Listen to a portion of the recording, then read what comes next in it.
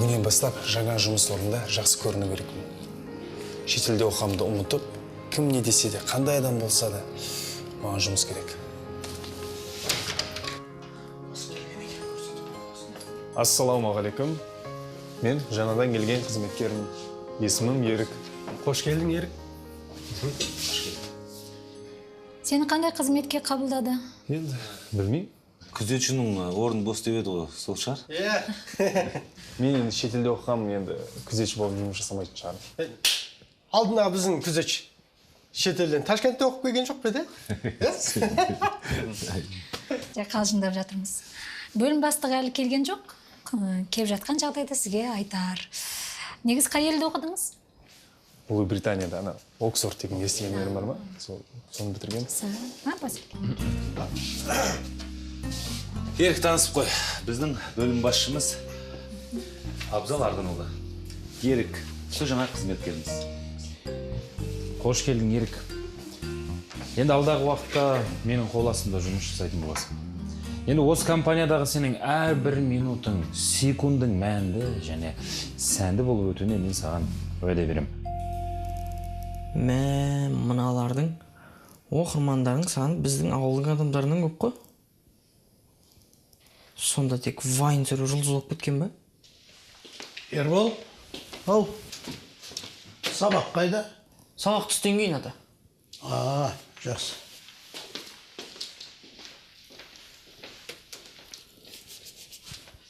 Осы вайн түсіріп кетсем қалай болады екен? Неше жаман. Есесіне танымал болам. Күнде тегін пицца, суши. Ауылға барып донер ашып қоям көтерілгесін.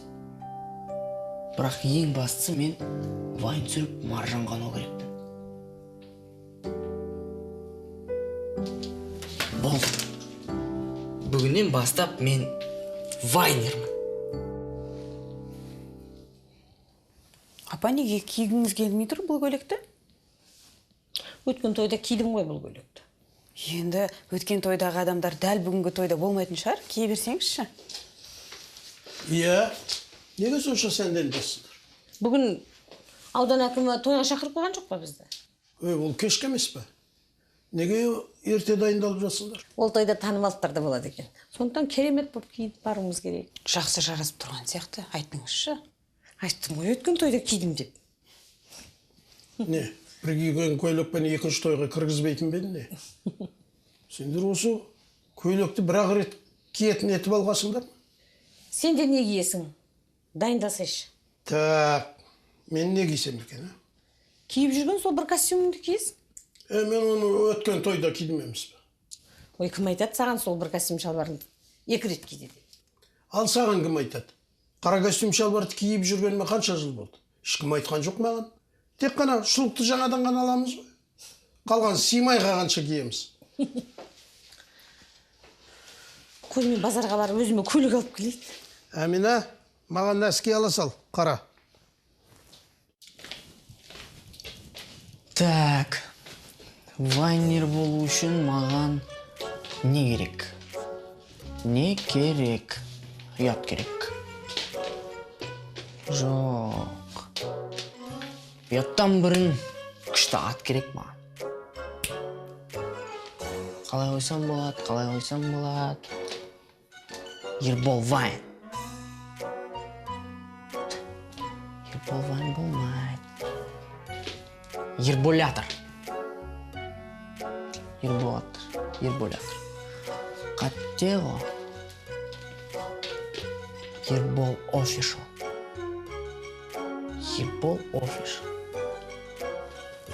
Бір онша емес вайнер сияқты болып көрініп қалам. Тапқан сияқты. Ербауыл болады. Білсін де бәрі ауылдан келіп көтеріліп кеткенді.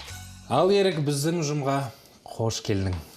Негізі сендей маманның менің қол астында жұмыс істейтіні мені шын жүректен қатты қуантып тұр. Сендей білімді маман бізге де керек қой. Так, сені қандай қызметке алсам екен? Әуре болма қой. Мен сенімен жұмыс жасай алмаймын. Басқа жерден көрейін. Бірақ ниетіне рахмет. Ерік, тоқтай тұр. Біз бірге жұмыс жасаймыз деп кім айтты саған? Біз бірге жұмыс жасамаймыз. Сен маған жұмыс жасайсың. Ол біріншіден. Екіншіден, өзінің баласына үлкен үміт артып жүрген, күні түні ойлап, жақсы көретін балалары жұмыссыз жүргенін білген менің ең сүйікті көршілерім, баласының жұмыссыз жүргенін білген кезде саған қатты ренжитін сияқты. Ал мен олармен күнде кешке кездесіп, әңгіме соғатын бар еді. Жақсы жаңалықтармен бөлісіп дегендей. Сол себепті отыр.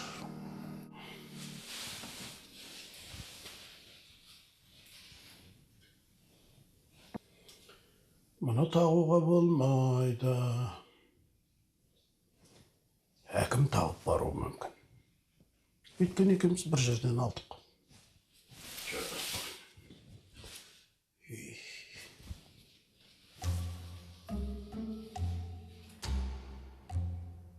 Мынау да болмайды. Дүкенден жеңілдікпен алғанбыз. Елдің бәрі тауып баруы мүмкін. Жоқ. Елден ерекше болып баруым керек.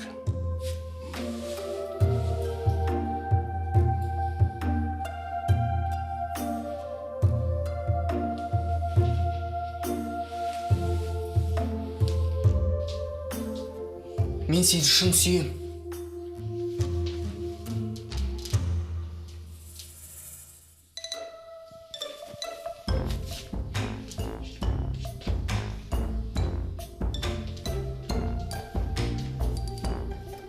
Кешір, бірақ біз бірге бола алмаймыз.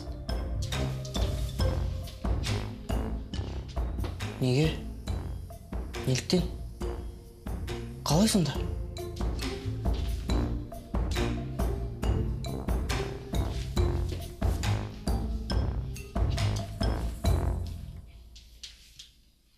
Өйткені біздің руымыз бірдей.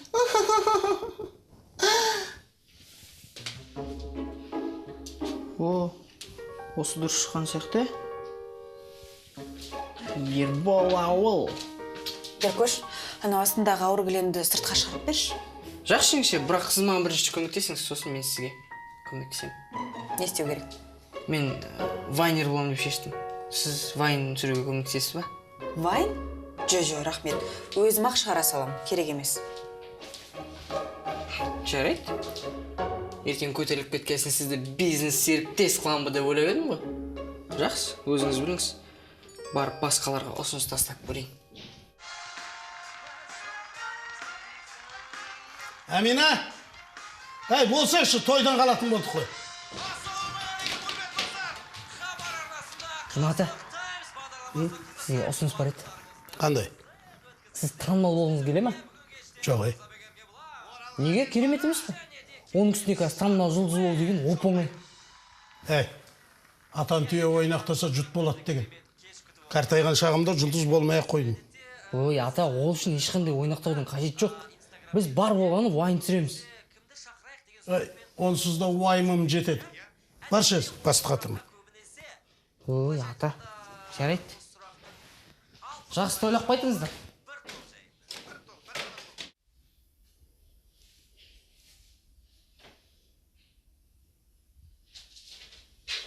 Апа, сізге ұсынысым бар еді. Айта ғой, қарағым. Сізбен бірге вайн түсірсек. Ой, бәле сақ. Ол 1 минуттық бейнебаян. Инстаграмға жүктеймін, сосын сізді бәрі танитын болады. Апа, көмегіңіз ауадай қажет. Жарайды, ауа жетпей қалмай тұрғанда саған көмектесейін. Не істеймін сонда? Қиын емес, түк қиындығы жоқ. Қазір сізге бәрін түсіндіремін.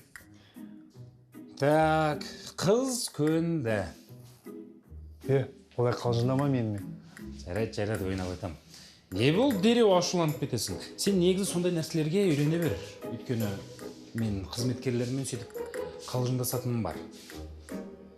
Қандай қызметке алмақшысың сонымен? Сонымен сен қандай қызметке алсам екен? Сен шетелде оқып келген кадрсың. Оның үстіне менің көршімсің. Оған қоса Барселонаның фанатысың, банкир болғаның да бар екен. әлде өтірік па? Жарайды, маңызды емес. Сен уайымдама, мен сені жақсы қызметке аламын. Бірақ елестетіп көрші. Шетелде оқып келген күзетші. Қалай естіледі, иә? Не деп жатсың сен? Ома мен күзетші. Аузындайым. Ойнап айтам, сен ашулана берме. Жарайды, сен бүйт. Қазір ұжыммен барып танысып кел. Сосын не істеу керек екен, мен саған кейінірек айтам, жарай ма?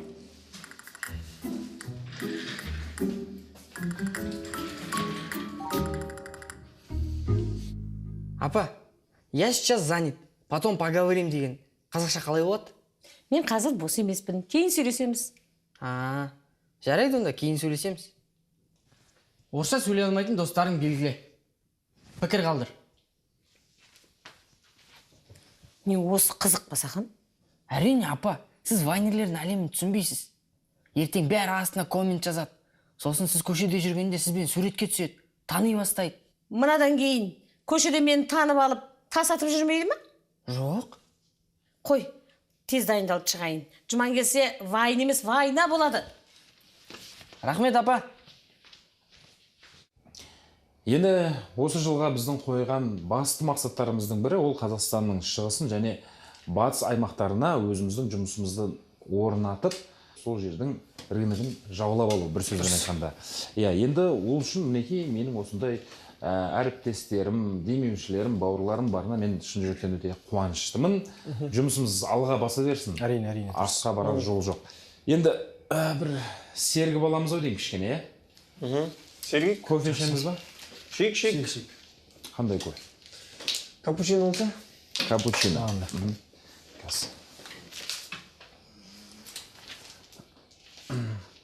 Үш кофе капучино қантпен алып қойшы. Тездет. Жігіттер, қазір кофеден бөлек мен сендердің көңіл күйлеріңді көтеріп. Қалай көтересіз? Қазір көресіңдер. 1, 2, 3.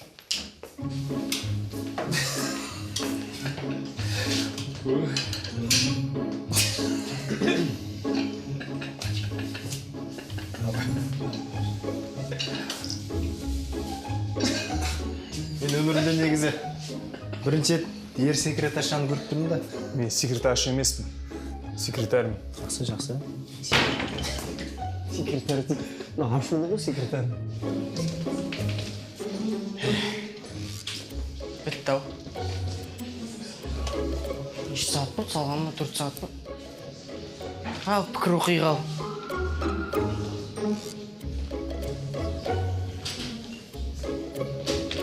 Менің итімнің үргені 10 есе қызық дейді. Үрмесін онда итім. Маған не дейсің? Блокқа жіберейін ба? Бірақ өзі 35 адам, 34 болып қалады. Орысша білмеген күлкілі ма дейді. Менде 21-ші ғасырда орысша білмесең, қалай күлкілі болмайды? База поставщиков. Мен жардамаға ақша аламын, ренжіме. Бір дұрыс пікір жоқ. Бірақ олар көре алмайды. Мен сияқты ауылдың балалары көтеріп кетсе, іштері жарылады олар. Шыдай, Ербол. Төреғалида шыдап жүрген жоқ па.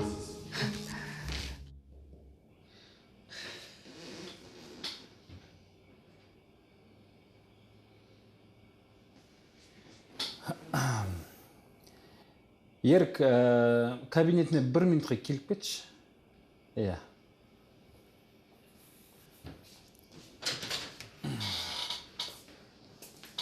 Не болды? Ерік, неге көңіл күйің жоқ сен? Негізі мен сені хатшы қылып отырғызғаным дұрыс болмады, Ерік. Айып етпеші, мен шын жүректен өкінем. Бүгіннен бастап мен саған басқа шаруа берейін деп шештім.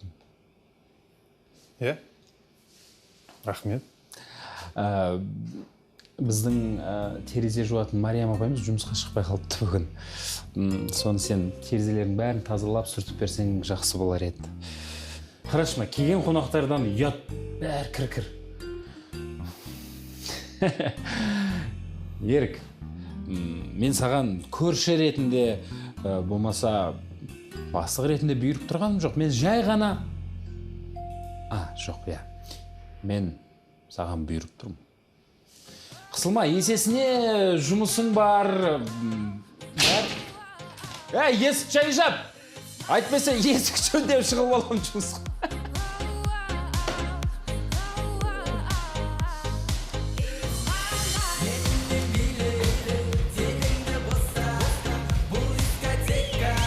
Әне, кешігіп қалдық. Мен өзімді кешкі асқа кешіккен жауынгердей сезініп тұрмын. Ұят болды екен. Қайта беті шырға салатын ақшамыз қалтамызда қалды. Ассалаумағалейкум Жұмеке. Қош келдіңіз. Уағалейкум ассалам. Той құтты болсын. Айтсын. Құтты болсын. Кешігіп қалдық енді. Айыпқа бұйырма. Ештеңе етпейді. Менің орынбасарым айтпақшы. Сіздер кешіккен жоқсыздар. Біздер ерте бастап қойдық. Сіздердің орындарыңыз о төрде жоғары қарайсыңыздар. Жақсы, рахмет. Апайдың лекциялары деген ұзақ, соны айтамын. Сен бір ұйықтап алған сияқтысың ба? Сіз Ербол ауыл емессіз? Иә? Сізге бір-екі сұрақ қойсам қалай қарайсыз? Иә, әрине қоя бер. Сізді осындай қызықсыз вайндарға не итермелейді? Не сендерге сол күлкілі ма не? Иә, сен вайнына қарағанда. Жігіттер, қойсаңдаршы, Ербол, көңіл аударма. Сенің вайндарына қарап, мен өмір сүргім келіп кетті. Сендер мен көре алмайсыңдар. Ертең осыдан көтеріліп кетейін, көресіңдер ма? Иә, сен көтеріл, сосын донер ашып ал. Ербол донер хаус деген. Ашып аламын не? Ашып ал, көрейік. Сосын жейсің ғой келіп. Жарайды, Ербол, көңіл аударма. Жоқ, бәрі жақсы. Ербол, сәлем. Қалайсың? Жақсы.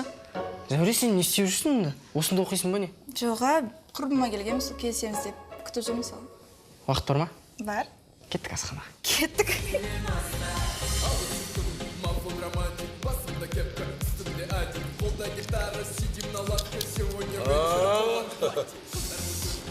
Қалай?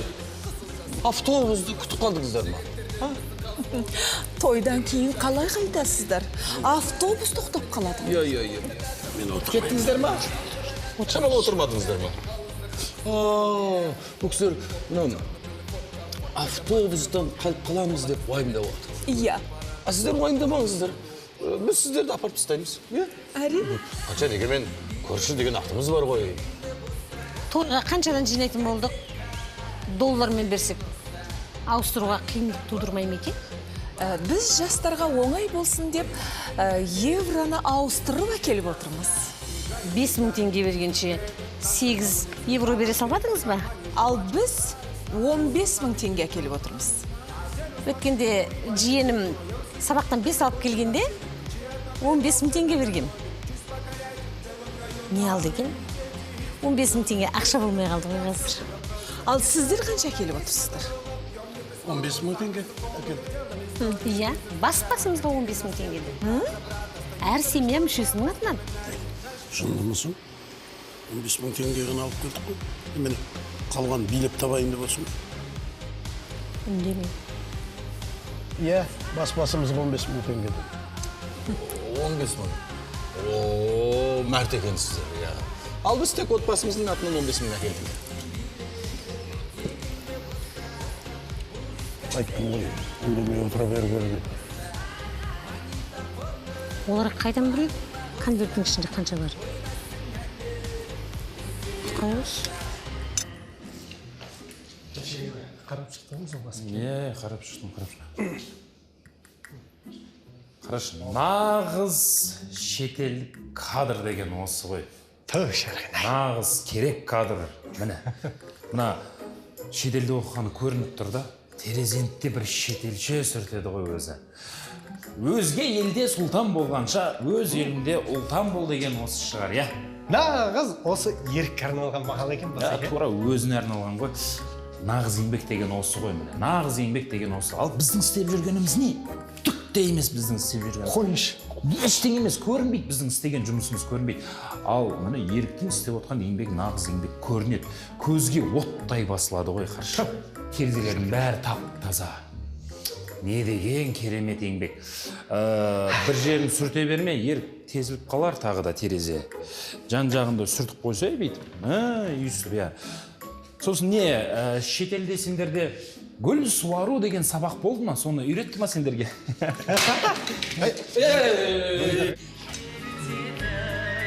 Вальс. Адам.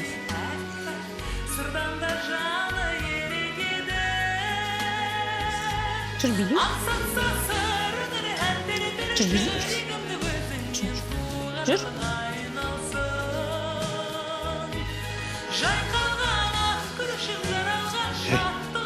Мен билей алмаймын, не шықты? Ештен кетпейді. Жасы шықты есті. Тек аяғын бас кетпеш.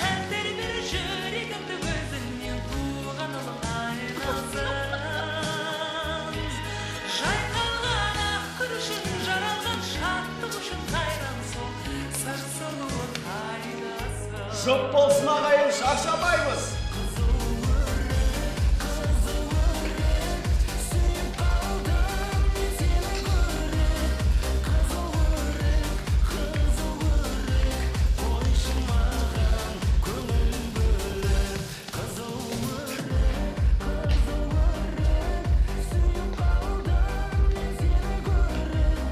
Қалам. Жұман атаңның атына лезгинка. Бұл қазір ғой. Қазір көрсетейік бұларға. Бидің көкесі.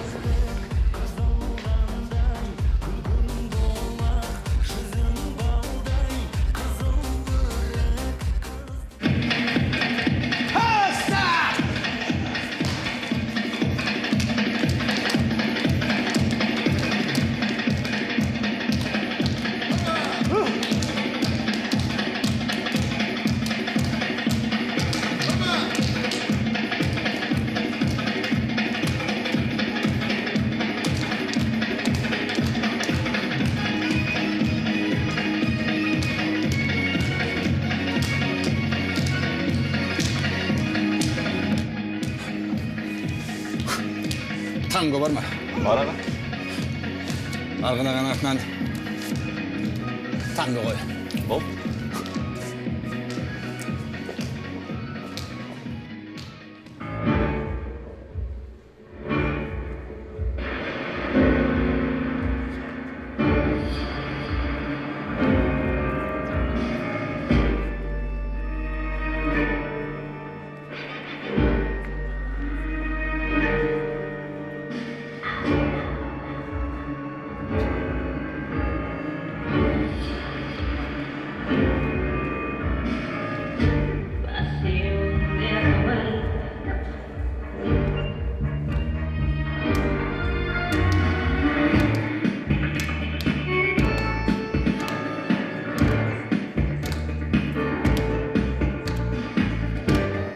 Ерік Жұманұлы, жіберіңіз деймін. Жіберіңіз, қазір көйлегіме дақ түседі. Көйлегіме дақ түссе, үйдегілер сұрайды, ой, қайдан келген дақ деп. Сол кезде мен жұмыссыз жүрген көршім жасады десем, олар ашуланып, әке шешеңе барлық шындықты айтып беруі мүмкін. Ал менің сүйікті көршілерім үміт артып отырған балаларының алдап жүргенін білсе, ашуланады. Жіберіңіз, Ерік Жұманұлы.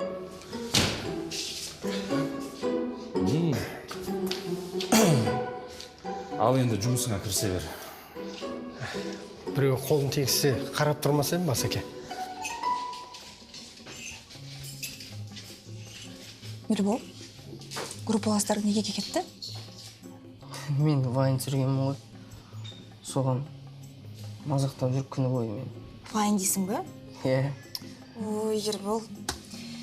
Біз сен ауылда адам болды ма десек, сен вайн түсірсің бе? Сен олай деме.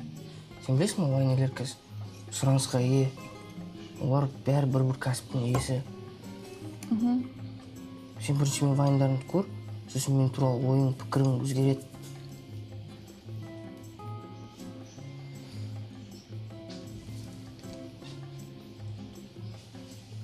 Қалай?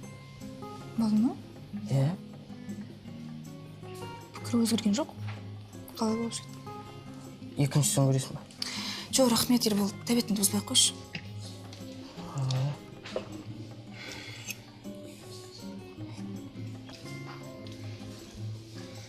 Кім екен ол?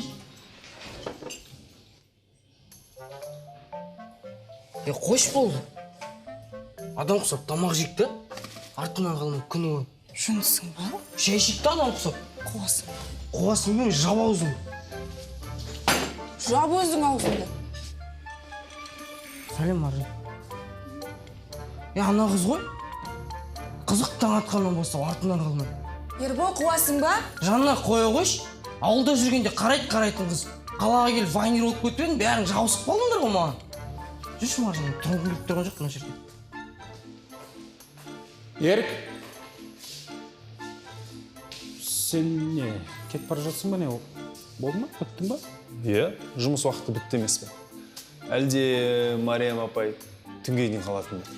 Мариям апай әдетте жұмыс күні біткеннен кейін мына еденнің барлығын жуып бірақ кететін. Ал сен Мариям апайдың орнында емессің бе бүгін? Сол себепті Мариям апайдың орнын жоқтатпа, бауырым. Олай жасауға болмайды. Адал қызмет ет. Шелек пен тряпканы алып еденнің барлығын жу. Содан кейін үйіңе қайта бересің. Ал менің жұмыс уақытым бітті, ал саған сәттілік. Мен кеттім.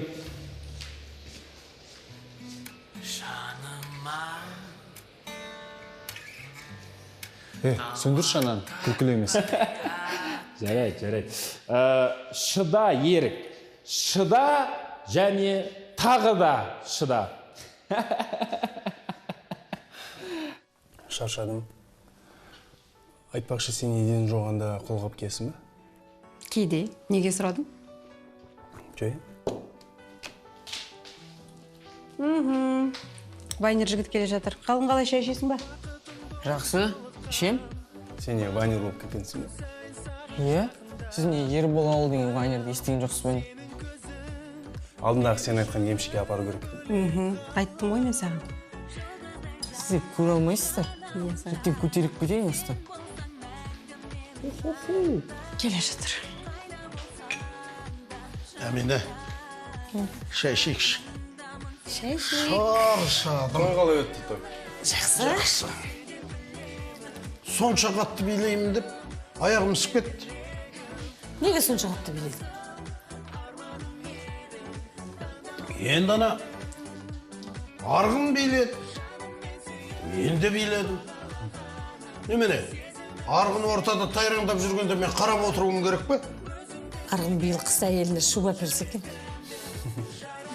Ербол, ана біздің видеомыз не болды? Бірдеме шығатын болды ма? Иә, мен күштілеп инстаграмға салып қойдым. Бірақ бір кісілер бізді емшіге жібергісі келе жатыр. Анашым, сіз де вайнге түстіңіз бе? Жүректің әмін сен үшін салам, өмірдің нәрін өзіңе алам. Бар әлімнен сене жанды қайдан табам. Себебі сенсің сағынышымның, өзіңде ешкім менді табылмас. Қайда болсаң да жаныңдамын, жаныңдамын сенің жаныңда. Аяулы әнім, сен де білемін, аялағаным, сен де тілегім. Аңсаған асыл, арманым едің, таңдауым менің.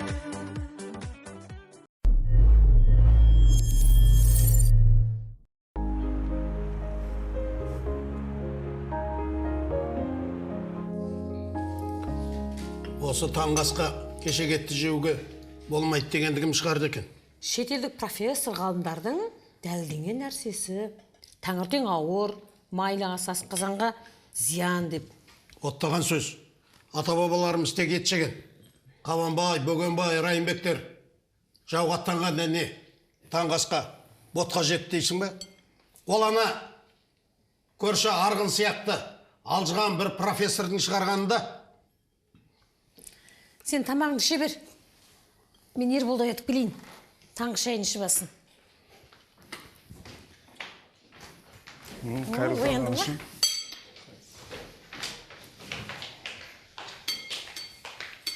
Ас болсын. Рахмет.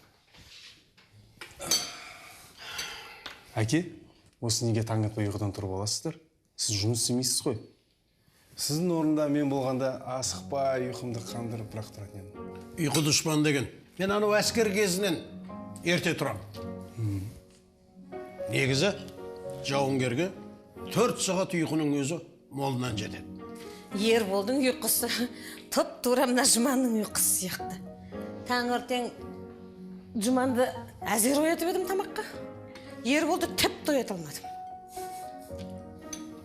Айтпақшы, Жұман, мына көрші келмей жатып, әбден берекетіміз алып бітті. Я, келсем, олар келгелі бері сыртқа шыққым келмей қалды. Келіндері Аружан менен сөзге келіп қалыпты. Сен отағасысың ғой, бірдеңе қылсайшы. Олардың да маған ұнап жүрген шамалы. Сазайларын тартқызып, бір тәртіпке салып алу керек. Отағастары үлкеніз бердіңіз тағы салып берейін. Жоқ керек емес. Таңғы асты тойып шу денсаулыққа зиян. Жалпы былай диета ұстап, өз-өздеріңді күтсеңдерші. Нең бар? Іше берсін. Сен сияқты түнгі 3-те тұрып, тамақ ішпейді ғой. Одан да мені тыңда. Сенің ана прокурор досың бар ғой? Бар, не ол, тыныштық бар? Мына көршілердің үстінен арыз жазып, көшіріп жіберсек қайтеді? Келгелі ұрсып келеміз. Сол досыңа айтып, бір сабаларына түсіріп қою керек болып тұр. Сен не? Оларды сабаларына түсіру менің қолымнан келмейді дейсің ба? Өзім бәрін реттеймін. Уайымдама. О, алғашқы комментарий. Фу дейді. Босқа кеткен 1 минутым ай. Мынау не вайн? Кәдімгі вайн. Соңында бас жетпей ма? Мамбет дейді.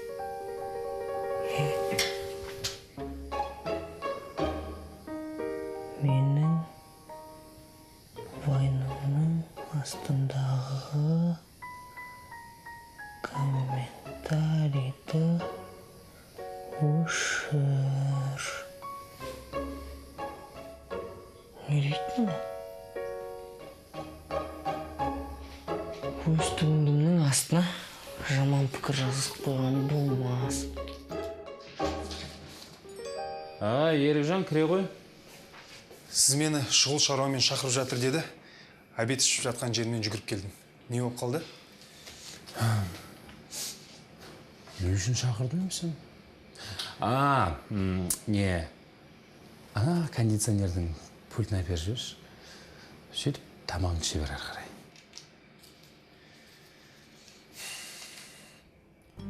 Абзал мырза,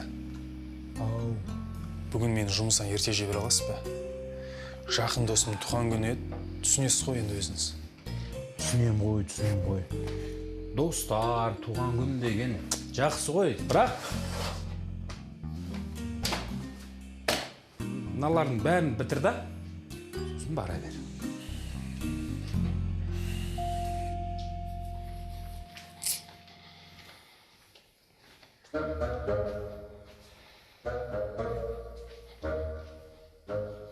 Енді менің ісім кемпірім мен келінді ренжіткендермен болады. Алдымен олардың масқарасын шығаруымыз керек.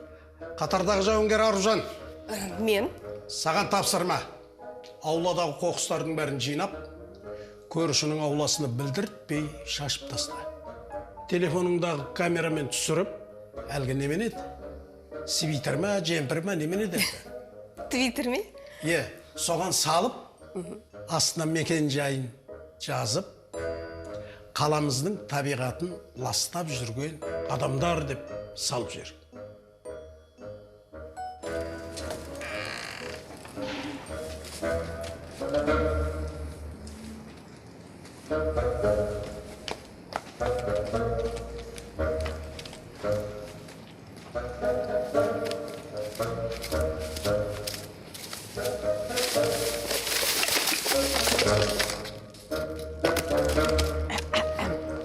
Енді менің келінім мен кемпірімді ренжіткен адамның ісі менімен болады деп өзі мені жібергені қызық болған екен. Мейлі, жарайды.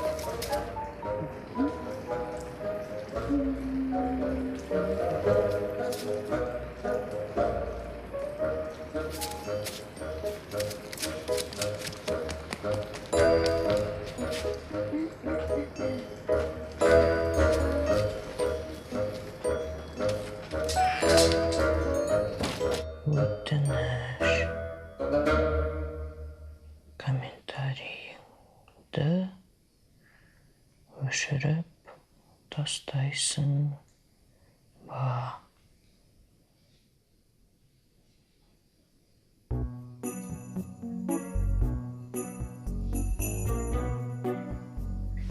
Қоймайды екен. Адам құсап сұрадым, адам құсап.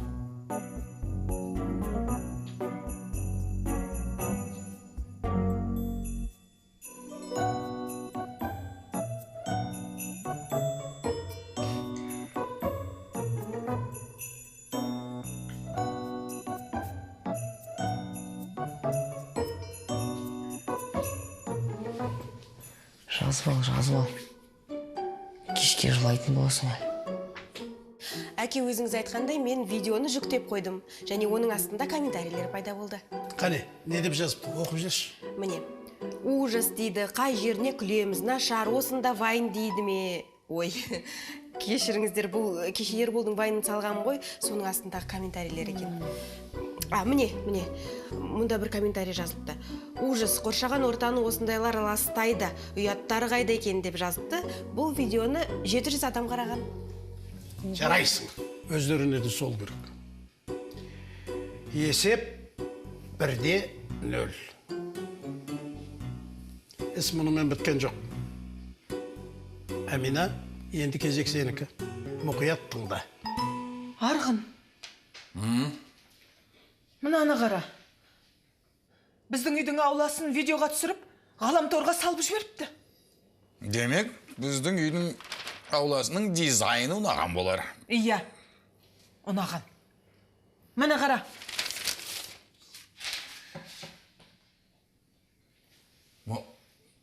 Масқара. Бұл не? Біздің үйдің дизайны. Бұны біреулер бізді әдейі ұятқа қалсын деп жасаған. Қой. Үйдің алдын жинап қайтайын. Ал бұны жасаған адамды қайтсем де табам. Сонда мен мойындарым саған ұнамайды ғой, Бергеш. Сен бергеш мені. Сөйлесейік. Ты кто такой вообще мен вайндарыма комментарий жазатын? Белая камруха твоя? Ее поставишь, понял? Үшке дейін санайым, тез күлген комментарий жаз. Тез бол, тез. Бір. Короче, әр айдың басында 20 комментарий жазатын боласың. Түсің ба? Ерік, Бос отырсың ғой, толтырып тасташы мына есептерін мен. Бос отырған жоқпын, ойланып отырмын. Нені ойлап отырсың? Егер де мен сенің жас қызбен тұрған суретін әйеліне жіберем десем, сен менің барлық айтқанымды істер ме едің? Болды, өзім толтырып тастаймын есептерді. Жібермеші, әйеліме жақында ғана татуластықпыз. Сен емес, мысалға айтқаным ғой. Шош кеттің ғой. Әрине барлық талаптарыңды орындайды сен. Еркектің құлағына тыныштық керек қой, білесің ғой өзің. Ұсталдың ба? Енді мына суретті әйелің көрмегенін қаласаң, менің барлық айтқанымды істейсің. Ертеңнен бастап жалақымды көтересің. Өмір бумеранг деген осы, досым. Мынаны қара. Енді ертеңнен бастап бөлім басшысы болатын шығармын. Мен осындай дүние жасайын деп, бөлім басшысының осы жерге түскен болатын. Армандапсың ақтоқты, көгалдағы көкшөпті, оның балдызы. Ереке, балдызы оның ол. Балдызы?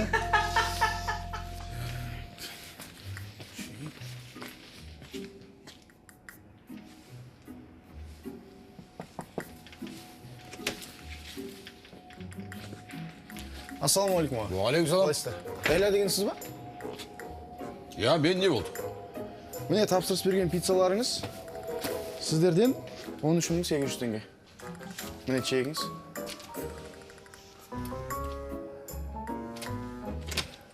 Ләйла, бергеш.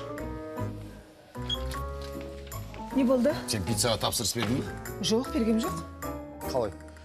Бізге жаңа ғана хабарласып, есімім Ләйла, 10 ең ащы пицца алып кел деп тапсырыс берілді ғой. Мінекей. Мен ащы жемеймін ғой. Бұл кім болды екен? Маған ең бастысы айтылған жерге тапсырысты алып келіп тұрмыз. Ақшасын төлеп жіберсеңіздер. Бұл тапсырысты кім бергенін мен білетін сияқтымын. Қазір ақшаңды алып шығам. Қатырдыға. Сенің де ойлап таппайтының жоқ, Жұман. Енді жиһазға тапсырыс береміз бе? Өздеріне де сол керек. Енді біліп жүреді, кімнің кім екенін. 21, 22, 23, 24, 25, 26.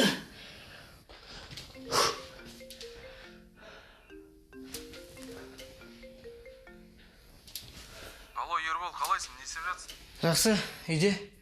Сол отжимание жасап. Спортпен айналысайын дегенсің бе? Не болды тағы? Әлде Маржанға спортсмен жігіттер ұнайды ма екен? Жоқ, өзім үшін ғой.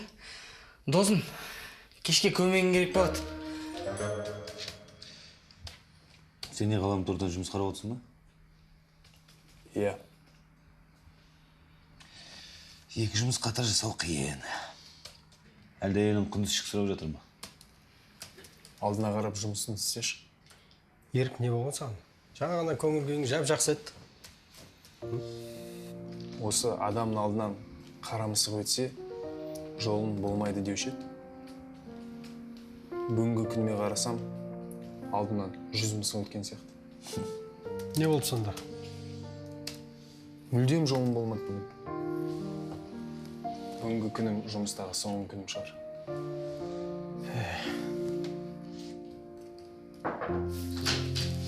Ерік, Абзал қазір жоқ. Мына құжаттарға қол қою керек, сен қойып жіберші. Әжірге.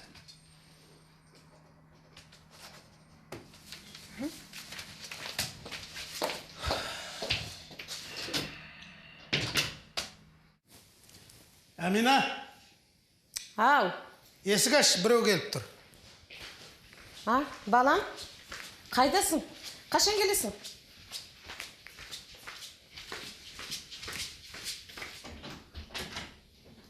Саламатсыз ба? Кірісіңіз. Қазір. Ерек, жұмыстан келе жатқанда торт ала келші. Әкең қатырады. Керемет жаңалығым бар, үйге келгенде айтам. Саламатсыз ба? Сәлеметсіз. Сізді осындай көңіл күйде есікті ашады деп ойлаған жоқпын. Бірақ менің айтайын деген мен әкімшіліктен келіп тұр едім. Аудан әкімі жиналыста жағдайдың барлығын естіді. Сізге көңіл айтып жатыр, кешке өзінің келетінін жеткізді. Жұман атамыз ауданымызға сыйлы азамат. Бізден қандай көмек керек екенін сұрасын деп сізге жіберген болатын. Көңіл айтқанбыз. Әмина? Ау? Кім ол келіп тұрған? Көңіл айтқанбыз. Біздің әкімшілікке хабарлама келген болатын. Елімізге, ауданымызға сыйлы Жұман атамыз өмірден кетті деп. Соны жеткізсін деп әкім жіберген болатын мен. Жұман деген мен ғой. Сіз бе Жұман деген? Рас па? Иә. Қазір кешесіздер. Алло? Айдана? Ана газетке хабарламаны жібермей тұра тұрыңдар. Жібермеңдер. Қазір түсіндірем өзім барғасын. Айдана? Жақсы. Кешіріңіздер, бұл бір ыңғайсыз жағдай болды. Сау болыңыздар. Жақсы. Ешкімнің ала жібін аттамап едік. Кім екен осылай қалжыңдап жүрген?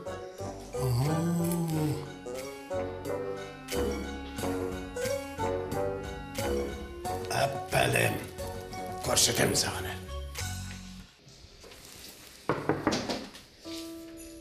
О, Ережан, ассалаумағалейкум.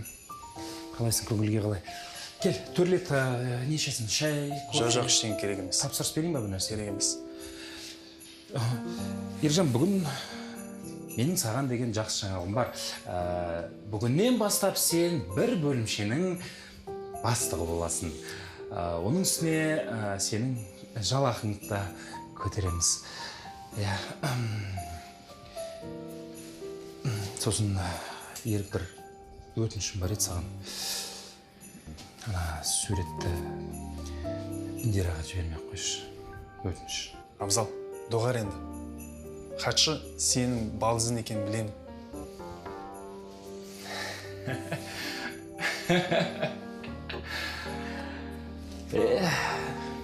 Демек, айтып қойды, я? Жарайды. Ерік, сен сонда мен не, әйелмен қорқады деп ойлайсың ба? Әлде сен өзіңді ақылдымын деп ойлайсың ба? Жоқ, сен ақылды емессің. Сен керісінше ақмақсың. Алдында сен қол қойған қағаз не екенін білесің ба? Жоқ. Сіздің орныңызға қоя салсын деген. Ендеше есіңде болсын, Ерік. Кез келген құжатқа қол қояр алдында сен оны мұқият тексеріп алуың керек.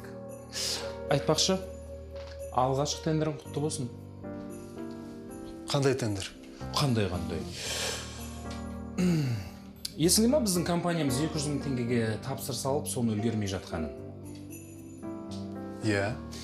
Енді сол қағазға сен, мен жауаптымын деп өзің қол қойдың. Сол тендерді тапсыру үшін сенде бар жоғы 3-ақ сағат бар. Егер де сен үлгермесең, сенің айлығыңнан сол тендердің ақшасы алынатын болады. Ол біріншіден. Екіншіден, сен біздің компанияға 6 ай бойы тегін жұмыс жасайсың. Сен мен ақымақ қылам деп өзіңнің ақымақ екеніңді байқамай қалдың ба? Бар жоқ 3 сағатың бар. 3 сағаттың ішінде тендерді тапсыруың керек. Саған әрбір миллисекунд қазір маңызды. Сол себепті аяқ қолыңды жинада құр менің кабинетімнен.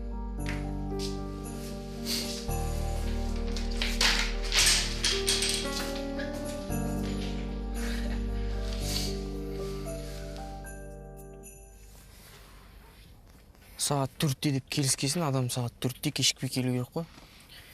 Өзіміз 4:30-да келдік. Мүмкін осылай күтіп кетіп қалған шығар. Не істемекшісің? Қазір маған айтқан сөздер үшін жауап беретін болады. Таяқ жейді. Мен вайныма жаман комментарий жазған адамдарды аямаймын. Сонда барлық комментарий жазған адамдармен осылай кездесіп шықпақшысың ба? Мысалы, ертең саған 2 метр бойы спортсмен жасса не істейсің? Енді ол кезде түсіністікпен қарайтын шығармыз. Ай, қатырасың.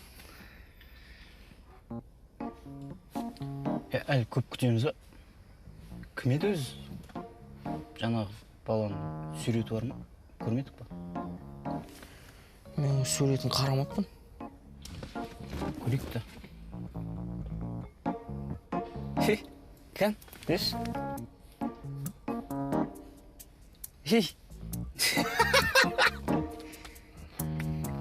Сен сонда осы кішкентай бала үшін мені сонау алыстан шақырып алғаның ба?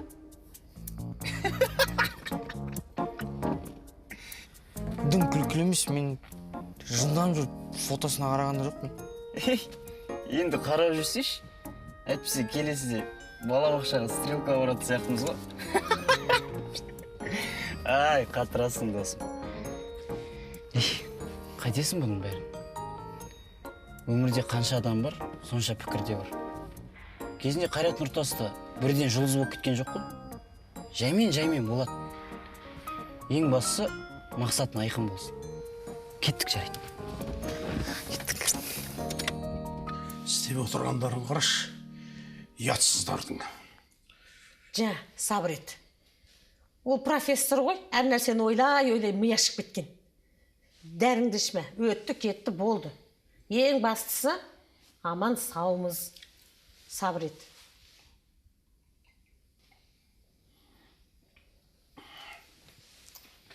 Жоқ.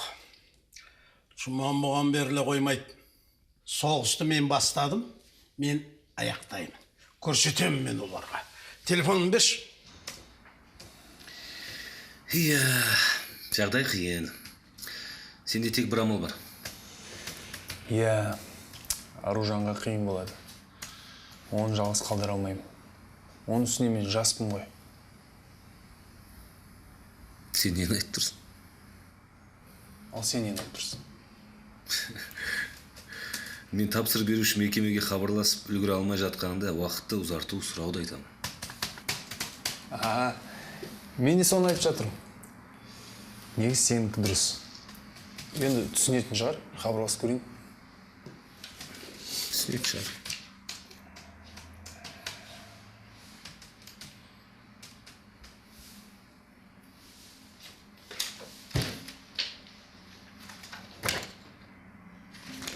Асқар.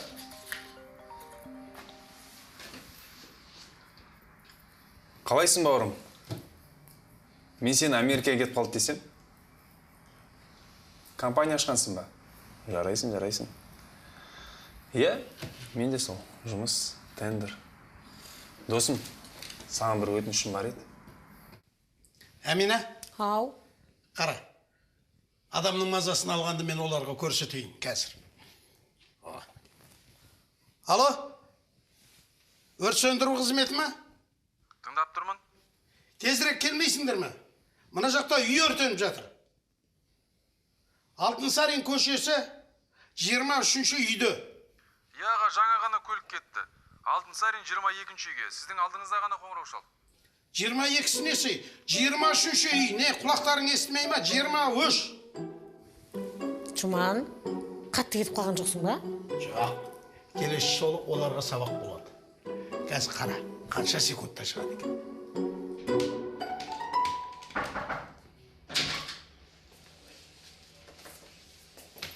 Я, Ерік, не болды? Кешірім сұрауға келіп тұрсың ба? Бәрібір ештеңе де шықпайды. Тендер сенің мойныңда, есіңде болсын. Айтпақшы, тендерді тапсыратын уақытыңда болыпты. Не істейін? Жалақыңды азайта берейін ба? Не істейін? Бұл, тез.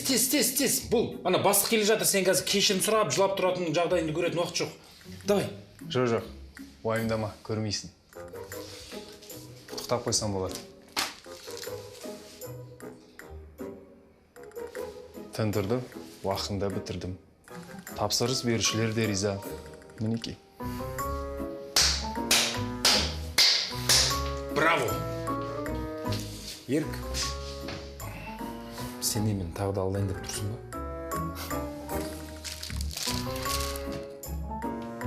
Сонымен?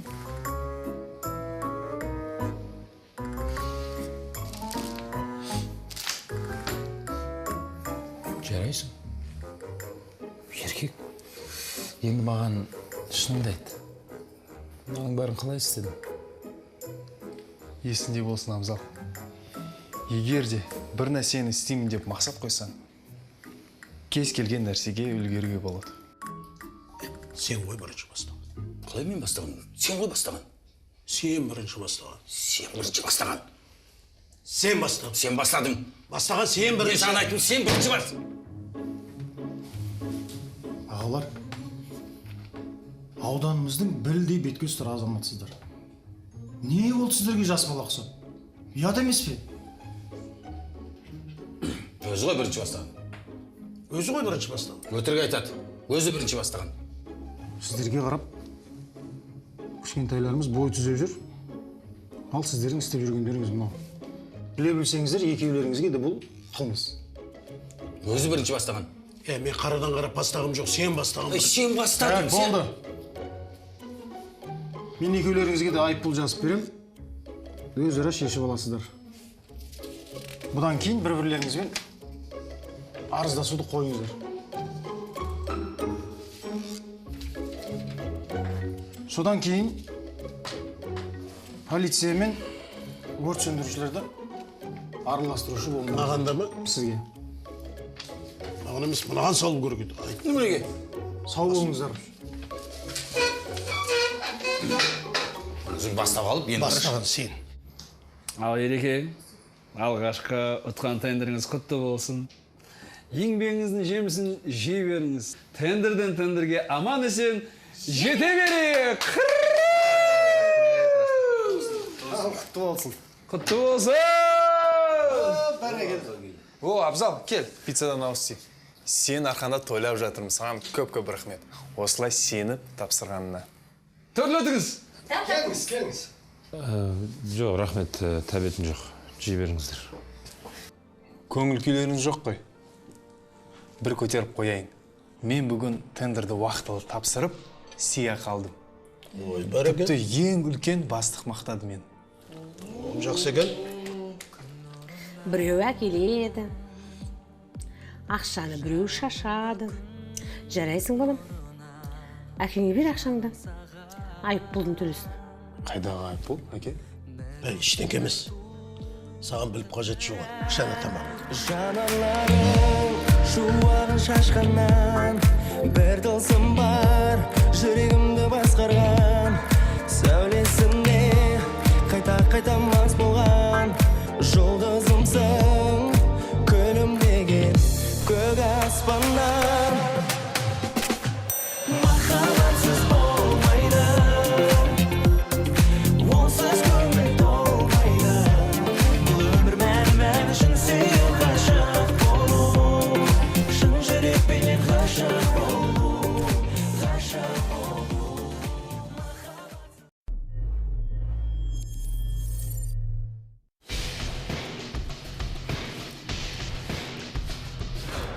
Таң атты, тұрыңдар. Тұртымнан хабар келсе, ұйқыдан маза кетеді деген. Айха-хоу. Тұрыңдар. Тұрыңдар. Ербол. Бұл не жатсы? Тұр кейін. Бол. Тұр. Қазір тұрам. Мұна тұрыңмай сен әскерге барсаң, бір қорап шырпа біткенше кейінетін тұрың бар ғой. Тұр бол. Ата, бүгін демалыс емес пе? Неге ерте оят отыз? Демалысты біз спортқа арнаймыз дегенбіз. Тұр кейін. Стадионға барамыз, жүгіреміз. Бол, бауырым қазір тұрам. Не? Бауырымың не? Сізге емес пе? Түсімдегі жігітке айтып жатырмын. Сол түсіңдегі жігітке де айт, бізбен бірге барсын, жүгіруге. Тұр. Қалай? Жүгіруге дайынсыңдар ма? Дайынбыз. Ербол қайда? Ербол! Бол тезде.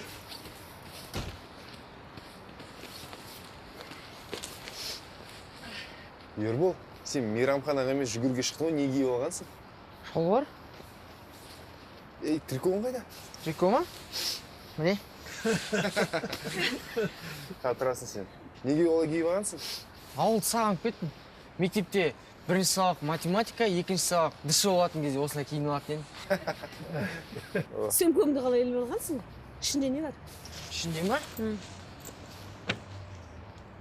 Ой, мен сіздерді ойлап жүрем ғой, қайда жүрсем де. Сол алып алған емес. Шөлдесек ішеміз ғой. Әй, сонша шөлдейтіндей. Талдықорғанға дейін жүгірейін деп пе едің? Астандағын.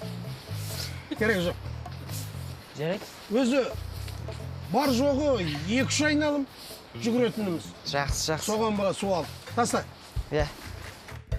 Арғын әлі ұйқыда қару болып жатқан шығар. Атақты боксшы Тайсонның айтқан сөзі бар. Қиын да болса, мен таңғы сағат 4-тен тұрып жүгіретінмін дейді. Сол кезде себебі, сол кезде қарсыластарын ұйықтап жатқанын білетін едім дейді.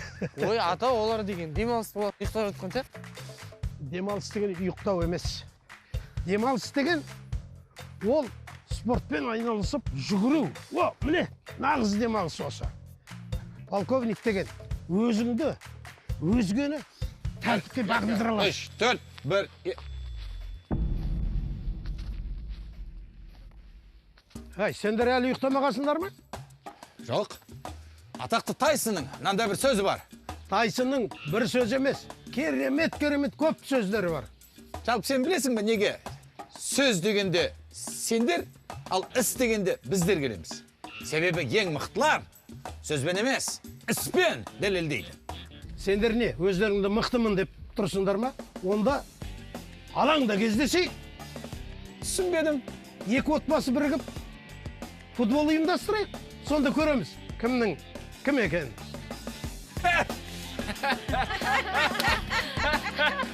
Жарайды.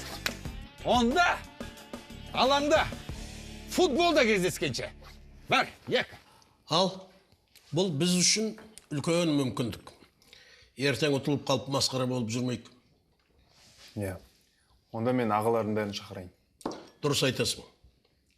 Серіктер келсін. Келінді де шақыру керек.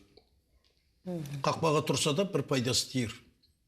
Онда мен жанкүйерлер жинайын. Жылысбаевтар деп айғайлап отырсын. Форманы не істейміз?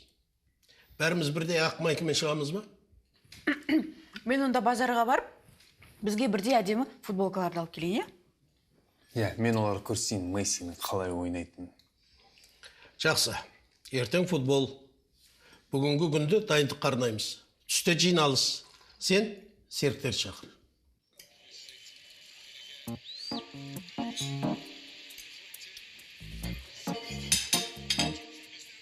Ал, футболды не істейміз? Қалай ұтамыз? Бізге ұту үшін, әке, міне, бұлай ойнау керек.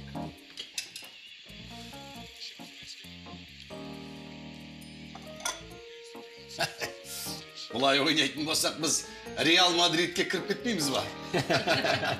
Ол да ойлан.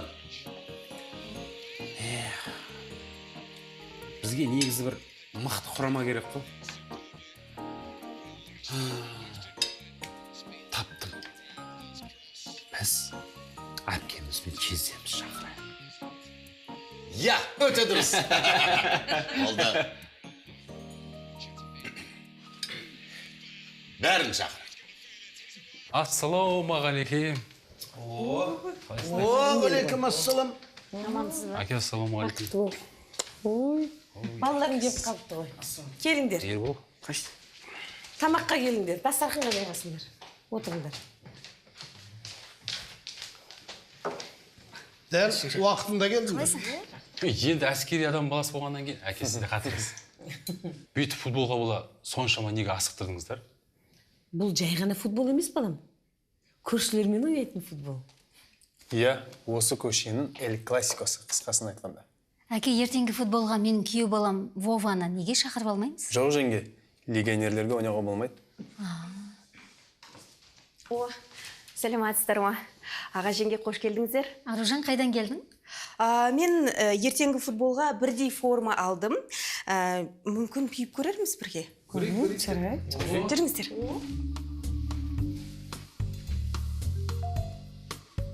Қызым, мынау бір түрлі емес па? Мен де соны айтайын деген. Өзімді Таиландтан келген қыздар сияқты сезініп, балдар сияқты сезініп тұрмын. Қайта жақсы емес пе? Елден ерекше болып тұрамыз.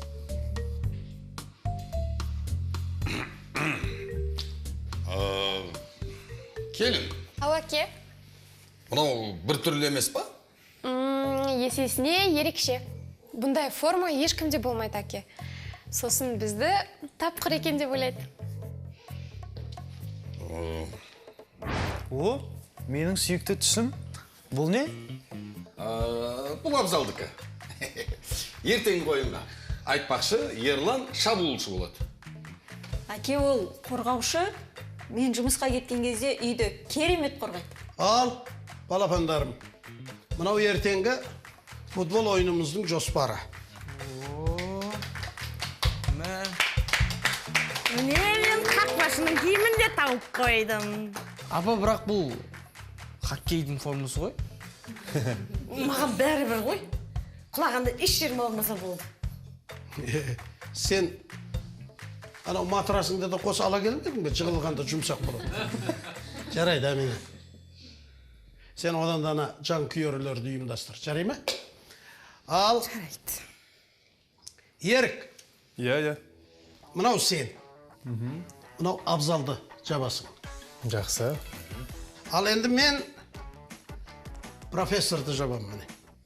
Ол профессорды бір аяқпен де ұстасаңыз болатын шығар. Аружан, сен мына Индираны ұстайсың. Сонымен, бәріміз бір-бірден жауып алуымыз керек. Мына жақтағы келген кезде былай, содан кейін барып былай, а сен былай. Содан кейін барып былай жүгіріп шығуымыз керек. Әке, бұл соғыс емес қой. Қалай олар? Мына жақтан келсе, біз мына жақтан жүгіреміз. Мен үшін ол соғыс. Былай болсын. Лейля, Амина сенікі. Болды. Абзал, Ерік сенікі.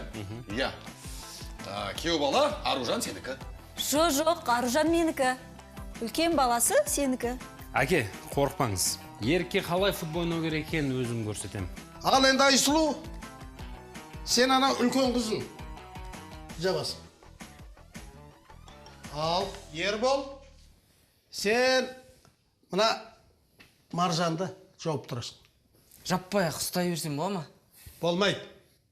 Ол сенің қасыңда 90 минут бойы болады. О, 90 минут.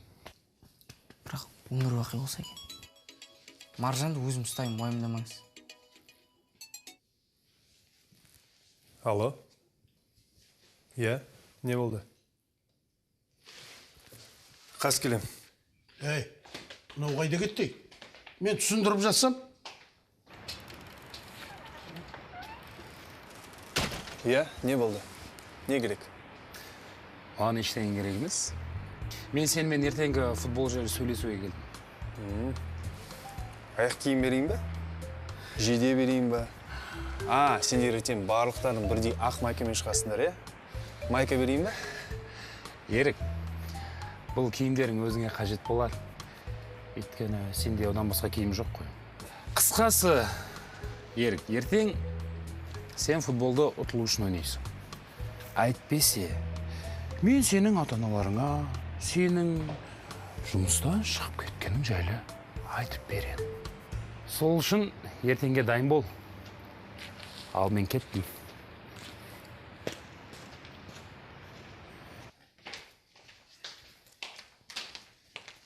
Ерек? Иә? Абзал не істеп жүр? Жай ма? Не дейді? Жай кеді сұрады. Сен не дедің? Әкеңе айтып көрмедің бе? Кеді ойлап табатын шығар дедім. Жарайсың. Бізге енді жақсылап ойнау ғана қалды. Түсінікті ма? Әке, жақсы жаңалығым бар. Әй, сен бүйтіп құлай беретін болсаң, ертең қалай ойнайсың? Әке, мен ойнайым ғой, бірақ ертең Ерік ойнамайтын болды. Ол қалай сонда? Менің мықты ойнайтынымды естіп, ол ойнағысы келмей қалды. Ертең Ерікті жоқ деп елестете берсеңіздер болады ғой. Елестетуін елестетеміз ғой. Бірақ ол ертең елес сияқты жоқ болып кетпесін. Мен 3 саусағымды көтерген кезде, Ерік, сен алға қаратай жүгіресің. Ал 4 саусағымды көтергенде, Ербол, сен көмекке келесің. Ал 2 саусағымды көтергенде, Әмина, сен жан күйерлермен бірге айғай көтересің. Серік, сен артта қаласың. Ербол, түсінікті ме? Иә. Ал 5 саусағымды көтерген кезде, бәріміз алға қаратай жүгіреміз. Жасаңдар. 1, 2. 1, 2. Қытайдың бір философы неғұрлым көп 2 жаттығу жасасаң, соғұрлым көп жасайсың деген. Қатты айтқан екен. Біраз ойланып шығарған сияқты ол мына сөзді. Көп сөзді ғой. Осыдан кейін бильярд ойнап жатқанбыз. Мен түсінбедім. Бағана ғана шахмат ойнап дайындалдық. Енді бильярд. Бұлардың футболға не қатысы бар? Көп сөзді ғой деймін. 1, 2. 1, 2. 1, 2. 1, 2. Тағы да бір ғалым айтқан екен. Өздері дым істемесе де айта береді екен. Көрдіңдер ме? Ана күйеу балалар қалай шапшаң қимылдайды. Ербол, күйеу баласын сен жабасың. Ата, мен Маржанды жабамын деп келіскен сияқты едік қой. Енді күйеу баласын жабасың. Қап, негізі Маржанды жақсы жабатын едім. Жақсы. Серік, күйеу баласын сен жабасың. Yes! Тезет футбол басталса екен.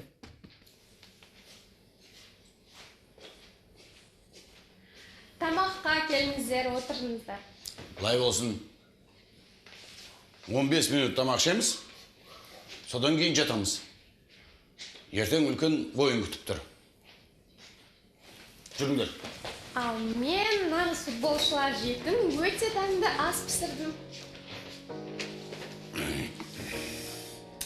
Жақсы, бәрің жатыңдар. Ертең ерте тұрамыз. Жатыңдар.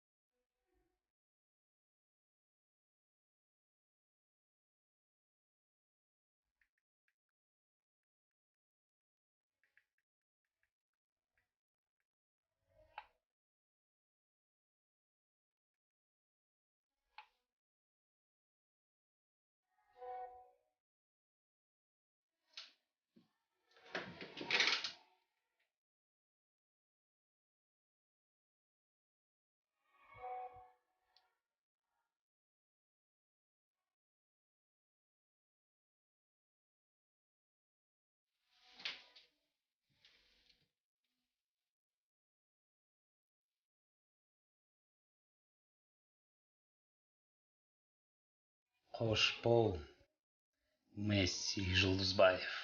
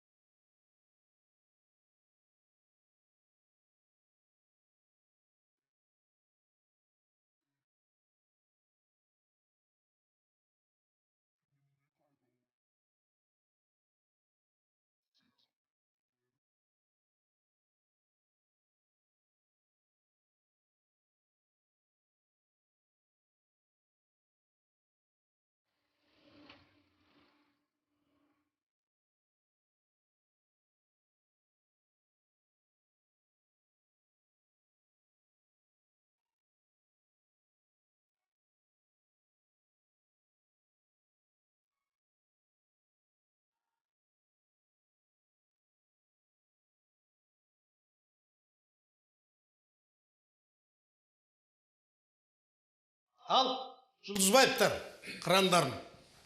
Бұл ойын біз үшін өте маңызды. Жеңілу деген еш қайсысың ойларыңа кіріп шықпасын. Біз мықтымыз. Мықтымыз. Ей, Ербол, мынауың туфлимен қайтып ойнамақшысың. Ой, ата, бұл деген қайта рахат. Қазір көресіз, мен деген бұрыштама добын көтерген кезде қалай қатты көтеретінімді. Ауылда бәріміз осылай ойнаймыз. Ей, сен 90 минутқа ауылды ұмыта тұр. Бұл деген қала. Әмина, сен аусымда екенсің. Шаршағандарды, аяғына ауыртып алғандардың орнына ауыстырасың. Ұқтың ба? Жақсы, жақсы. Ал, қалай? Әй, Әмина, мынау арқаңдағы не? Футболда 4 қатарлы сан болушы мен. Бұл екеуміздің танысқан күніміз ғой. Вай, сен.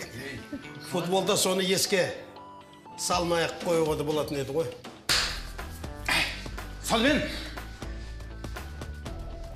Қырандарым! Біз бүгін ана немістер сияқты ойнауымыз керек. Қалай сонда? Ол бұлай. Күтпеген жерден шабуылға шығуымыз керек. Күлмейміз. Я, және де біз ұту үшін гол салуымыз керек. Иә, қалай? Қолмен, баспен? Баспен. Аяқпен де болады. Ол дегеніміз не? Ол дегеніміз мына доп торға кіру керек. Түсінікті ма? Иә.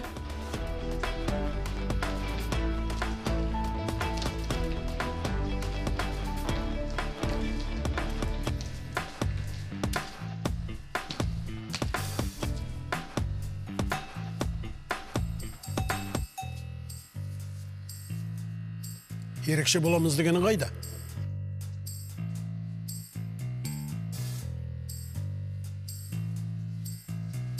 Ал, бұндай форма ешкімде жоқ. Ерекше болады дегенің қайда? Бұлай болмайды. Мына жидені бір команда кию керек. Біз кимейміз. Осы формамен жүріміз. Кисе қарсыластар кисін. Неге біз киюіміз керек? Біз де кимейміз. Осылай ерекше болып ойнаймыз. Ал ендеше бүгін онда жақсы ойын болайын деп тұр. Бірақ енді бір-бірлеріңізбен пас бергенде қазір өз командаларыңызды танымай қалып жүрмеңіздер. Кім көзімізге фашист болып көрінеді, демек сол танымалыптар, шатаспаймыз. Не? Кім фашист? Ал енді өздеріңізге қалай ыңғайлы солай жасаңыздар. Бір-бірлеріңізбен қол алысыңыздар.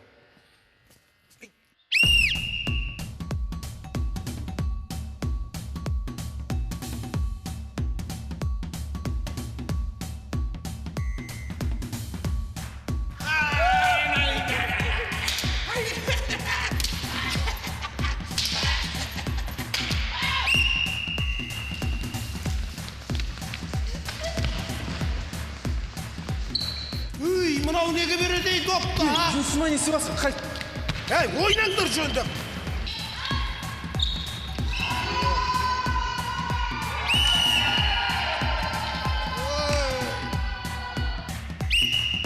Алға, Серік, алға. Серік, сен не, аяғың қисық па не? Тұтаңдар. Айыптылықтар, пенальти.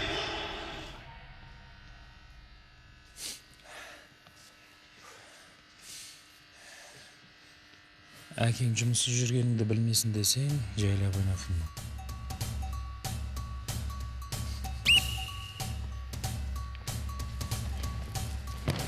Ерік, не істедің, а? Не істедің?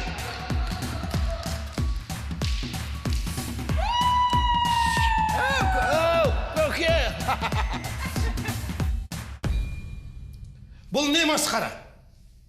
Тіптен ұят. 5-0. Бақандай 5-0.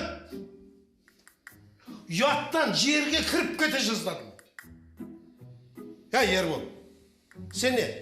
Өмірі футбол ойнамаған адам сияқты. Кімге пас беруді де білмейсің ғой сен. Ана танымалықтың қызына неге пас бересің?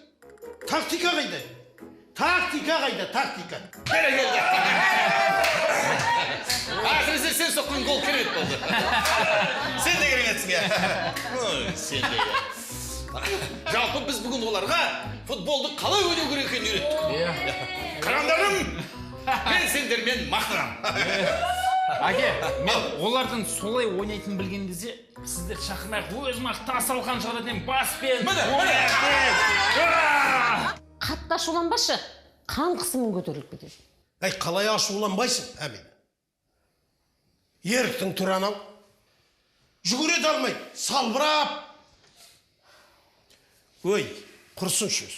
Сенген қойым сендер болсыңдар, күйсегендеріңе болайын. Мен сіздерге бар шындықты айтайын. Мен ешқандай бастық емеспін. Тіпті жұмысым да жоқ. Ақша да алмаймын. Осы уақытқа дейін сіздерді алдап келдім. Соны уайымдап ойналмай жатырмын.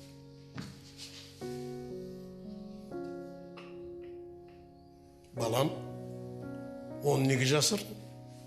Біз үшін маңызды ақша емес. Біз үшін маңызды абырой. Барлығын ұмытып, бар күш жігерімізді, абыройымызды сақтау үшін, отбасымыздың абыройын сақтау үшін соған арнайық. Ойнайық жақсылап. Ал балам, сені уайымдама. Қандай жағдай болмасын, бір-бірімізге қолдау көрсетуге дайынбыз.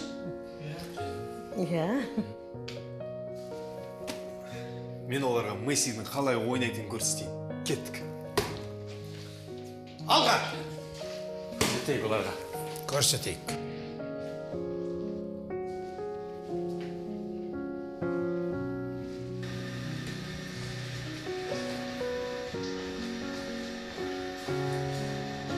Маржан. Маржан, сен маған ренжіме, бірақ мен жанұям кинодан артық. Түсінбедім. Сен кешегі смс-ге жауап беріп жатқан ба? СМС? Қандай сөз?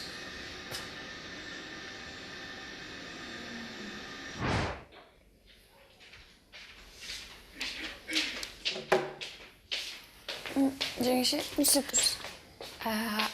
Ағаң телефон іздеп жүрген ғой, сен көрген жоқсың ба? Жоқ, көрмедім.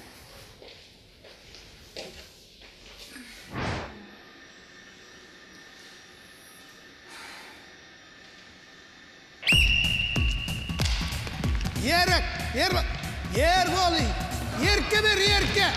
Бәрекелді.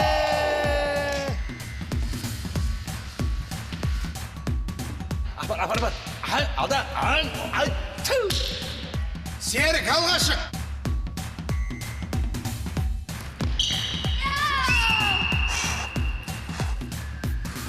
Дұрыс па сенің? Әкең жұмысы жүргенін біліп қоймасын. Онсыз да әкем барлығын біледі. Мен шындықты айтып қойған. Енді сен мені қорқыта алмайсың.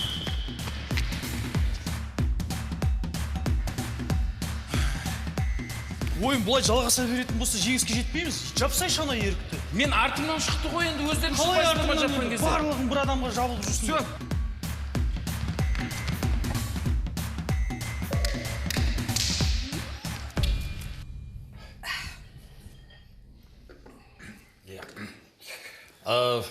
Біз бүгін өте жақсы ойнаған сияқтымыз.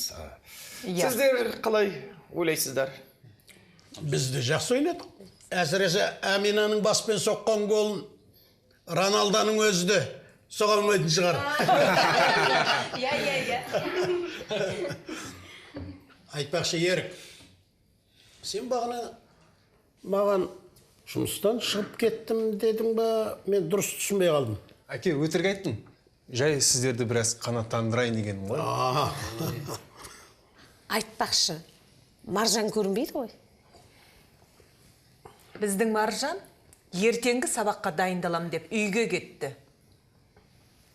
Ал сіздердің Ерболдарыңыз қайда? Ербол емтиханға дайындалам деп ертерек кетіп қалды.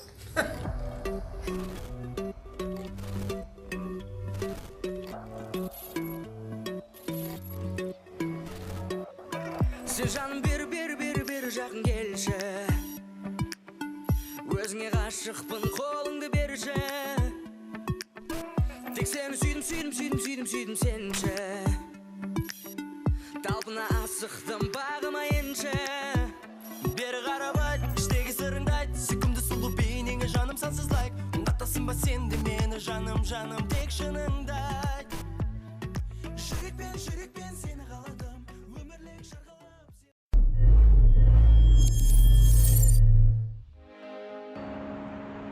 Тыңдап тұрмын, әкім мырза. Аха, иә. Жақсы, күтіп алам.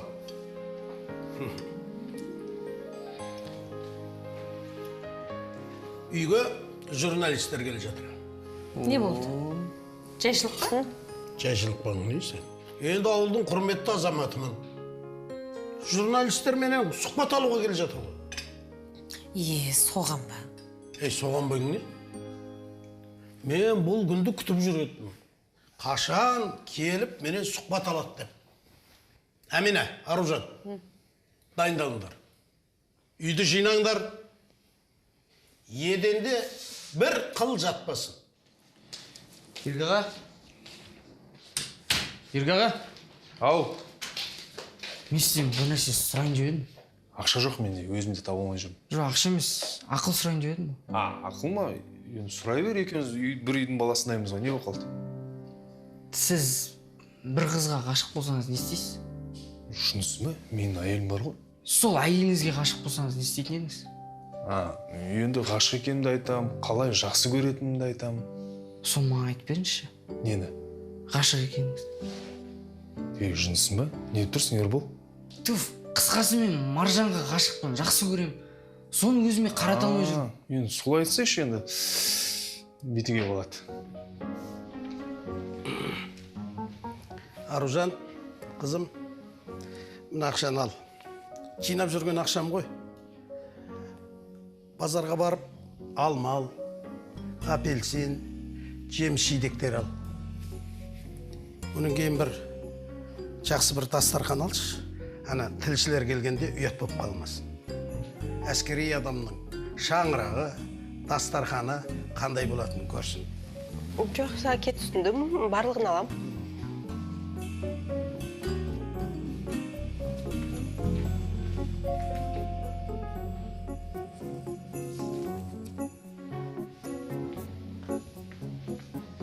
Әмина, мә, саған да Аружанмен бірге бар да өзіңе бір жақсы көйлек ал. Ал мен әскери формамды кие беремін. Қыздарды өзіне қарату үшін қымбат болып көріну керек. Қалай сонда қымбат? Мен Европада болғамын. Ол жерде қымбат киім, қымбат көлік, қымбат телефон болса, қыздардың өздері сынады. Мә, мен ауылда простой телефонмен қыздардың бәрін сындырдым. Бұл саған ауыл емес. Мен сырт киімді алшы. Көртісің ғой, жынды,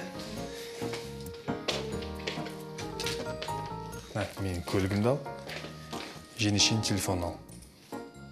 Мә, мен мұна телефонды сындырып алып, өмір бойы жеңешенің жұмысын істеп жүрмейсіз? Уайымдама, барлығы жақсы болады. Көресің, Маржанның өзі сынатын болады. Рахмет.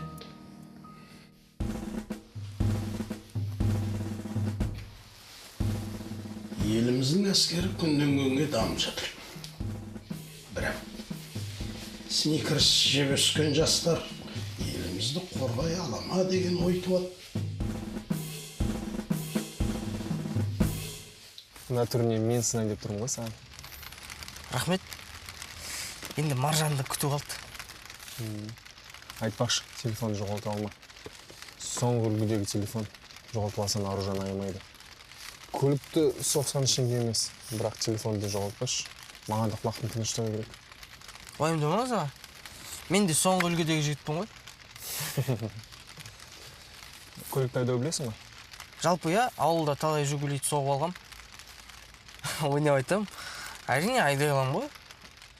Жарайды, кеттім енді.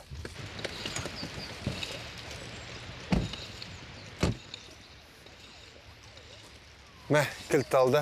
Қыз жібегіне барып төлеген. Рахмет.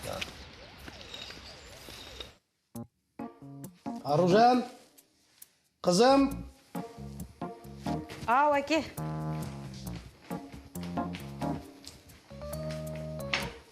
Ау. Мына шашымды бұлай қайрайын ба, жоқ әлде бұлай қайрайын ба? Жақсы болып тұр, әке. Осылай жақсы ма? Иә. Әлде қызылға бояп алайын ба? Қызылға? Мә, саған қазіргінің жастары ертең үлкейген кезде сөйтетін болар, иә? Солар есея қойса жақсы болар.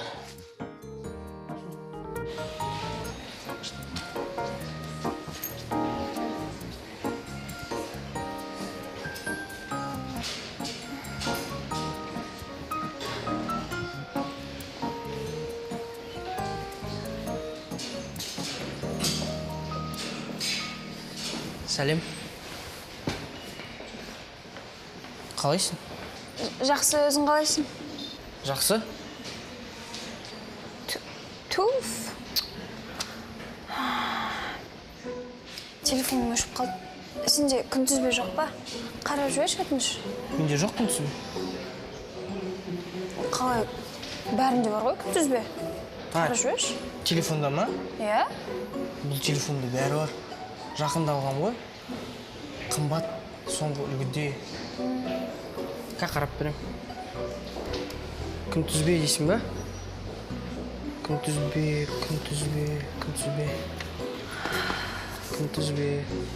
Әзірге калькулятор керек емес па? Жоқ, күнтізбе. Күнтізбе керек болып тұр. Күнтізбе. Қазір тап берем.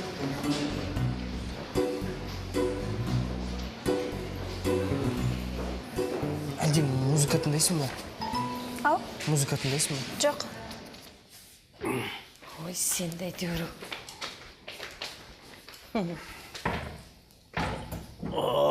Рахмет болды. Әмина. Газет оқып отырғаным дұрыс па, жоқ әлде кітап оқып отырғаным дұрыс па? Қалай қарайсың? Әрине, кітап оқып отырғаным дұрыс қой. Бірақ анда кітап емес. Ана қыздар оқитын кітап қой.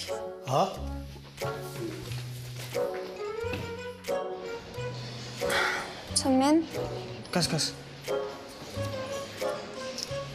Кеше ана тұрған үш жерде таба алмай тұрмын.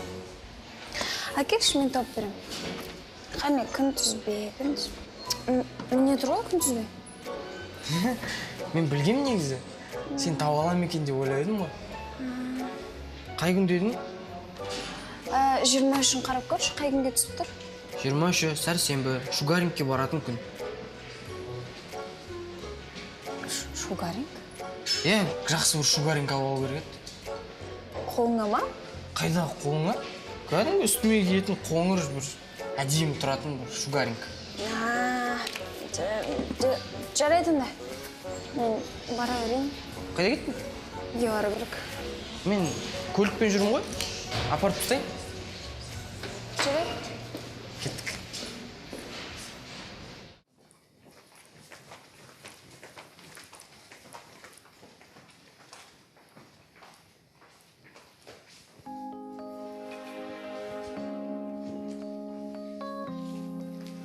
Құданы да дәл осылай күтпеген шығармыз. Мен әкеміз үшін өте қуаныштымын. Қанша жылдар бойы әскер жолында қызмет етті. Оның еңбегінің барлығы қазір ғана бағаланып жатыр. Тілшілер келеді дегеннен бері қарай, менің үйде бар екенімді мүлден ұмытып кетті ғой. Тіпті мән бермей кетті. Ал сіздің махаббатыңыз керісінше тілшілер келеді дегеннен кейін оянған секілді өршіп. Расыменен қараңызшы, әкеміз өте әдемі болып отыр. Мен де осылай әдемі болып отырғанына алданып қалғанмын.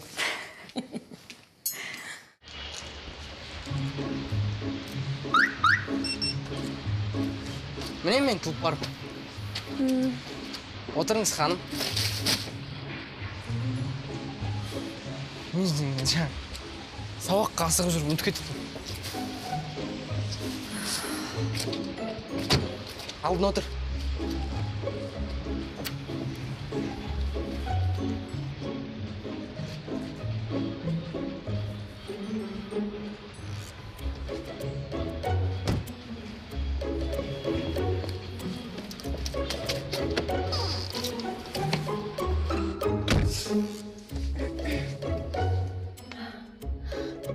Көлігің әдемі екен. Музыка қойып қойсаң жақсы болар еді. Музыка? Болды.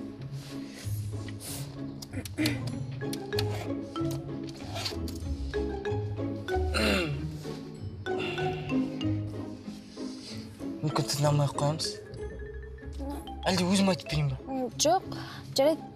Үйге бара берейік онда. Кім үйіне? Мен өз үйіме, сен өз үйіңе. Кеттік.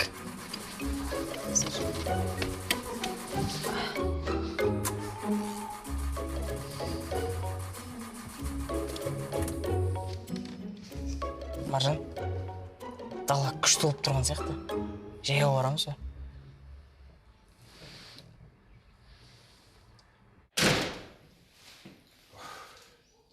Аңшыбек, келдің бе? Келдім. Әрең жеттім ғой. Шаршап кеттім. Мылтықты қармақ қып жібергенсің бе? Қалай? Қармақ. Мылтық қой. Мен аңға шықтым ғой. Сенің аңға барғаның құрсын. Аңға кеттім дейсің де балыға келесің. Енді қазір құс жоқ, аң жоқ. Енді үйге құрғыл келем ба? Бет қой. Сөйтіп, дүкенге барып, балық атып, балық сатып алып келдім. Сен одан да акарачкаламадың ба? Бәрібір құс қой. Не болса, акарачка керек болса, онда қазір тағы барып, бір үйрек атып келем. Бармай-ақ қойш, бәрібір балға келесің. Бар, дастархан дайында. Тамақ бар ма? Бар. Қандай? Сенің ең сүйікті тағамың балық.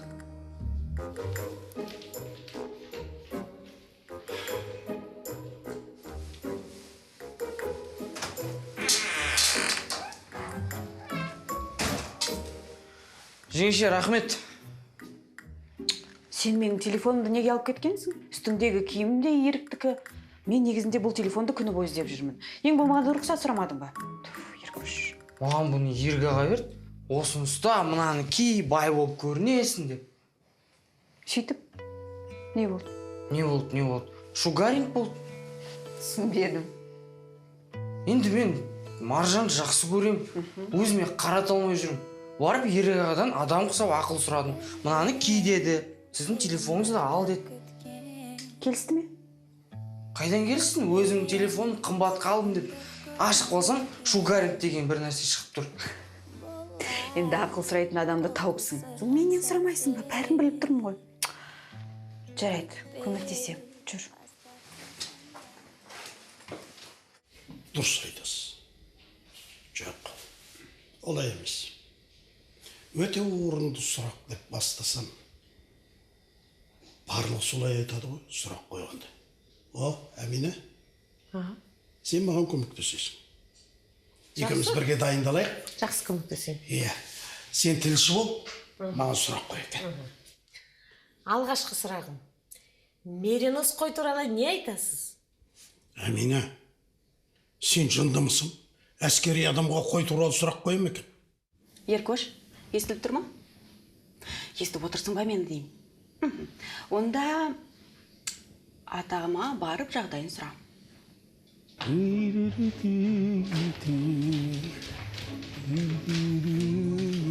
Ата?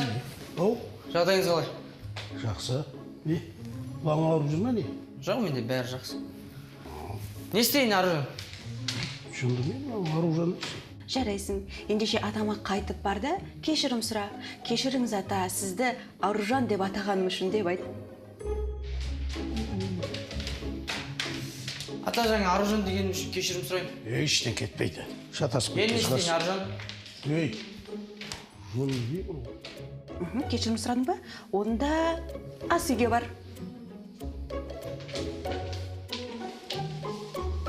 Келдім ас үйге. Енді не істейін? Жуылмаған ыдыстарды көрдің бе? Көрдім. Енді? Бір қолыңа губканы, бір қолыңа сабынды ал. Алдым.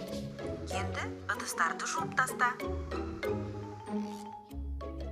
Неге? Бұл істің ыдысқа не қатысы бар? Енді мен саған көмектесіп жатқан жоқпын ба? Сен де маған көмектес. Сосын Маржанды қалай қарату керектігін айтам.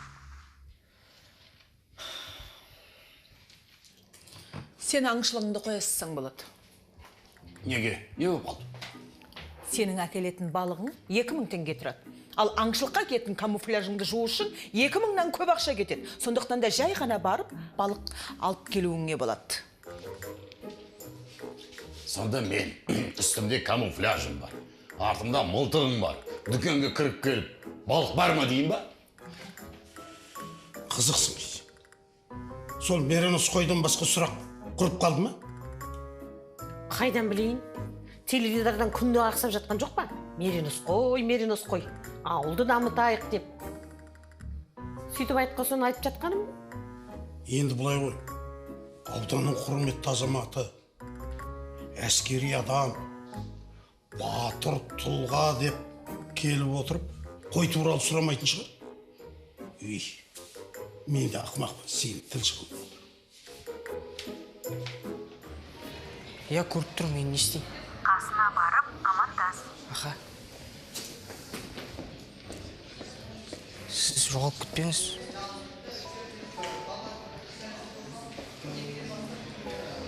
Сәлем, Маржан. Сәлем. Не істеп тұрсың?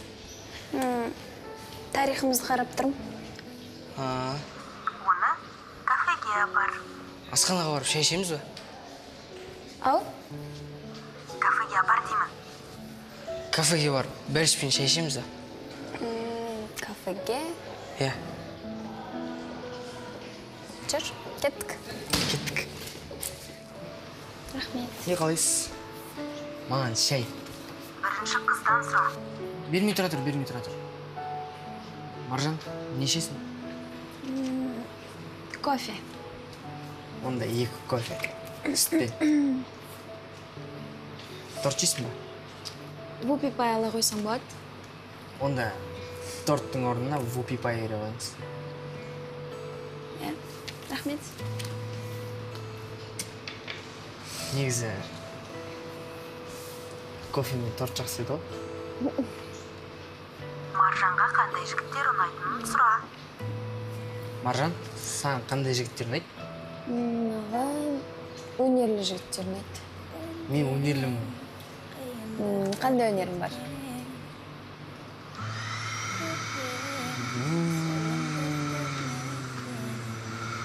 Не істеп отырсың? Мен жаңа өнерлі деп айтып едім ғой. Иә. Сонымен шаңсорғыштың дауысын күшті салам.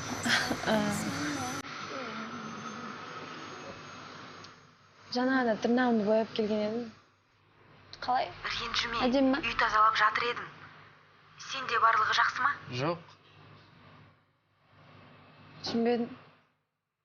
Жоқ. Саған емес, не Аружанға айтып отыр едім ғой, соны сені Маржанмен шатастырып ала беремін, сосын Аружан деп. Не ғой, Маржан, мен үйдегілер жазып отыр, мен үйге баруым керек, тез етіп, тез баруым керек, тез. Неге? Жеңеше, сіздің ақылыңызды тыңдаймын деп ұятқа қалдым. Еркүш, сен бар ғой, өзің қызықсың. Мені тыңдамай сөйлей бермедің ба енді? Маған не дейсің? Ергі ағаның айтқан ақылы анау, сіздікі мынау.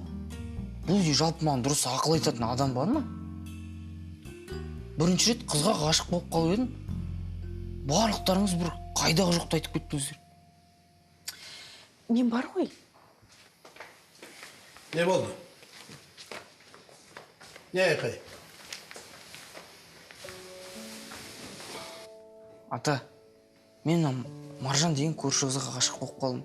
Өзіме қарата алмай жүрмін. Оның үстіне ергі ағадан барып ақыл сұрасам, қыздарға бай жігіттерін айт деп мұның бәрін үстіме кигізіп. Ал бардым бай жігіт болып, ақымақ бай жігіт болып қайтып келмеді. Қыз бала ғой, білет шығар деп жеңшемнен барып ақыл сұрап едім. Қыздарға романтиктерін айт, романтик болып бар деп. Барып бір есі дұрыс емес романтик болып, абыройым шашып қайтты. Не істесем болады, сіз айтыңызшы. Менің отбасымның мүшелері танымалдықтардың алдында бас имеуі тиіс. Біз ондай отбасылардан емеспіз. Сондықтан бұрынғы салт дәстүрімізге көшеміз. Қалай сонда? Сен тұп-тура тікесінен қыздың әкесіне барасың. Содан соң айтасың: аға, мен сіздің қызыңызды ұнатып қалдым. Қолын сұрауға жігіт ретінде алдыңызға келіп тұрмын. Сырға салайық деп едік.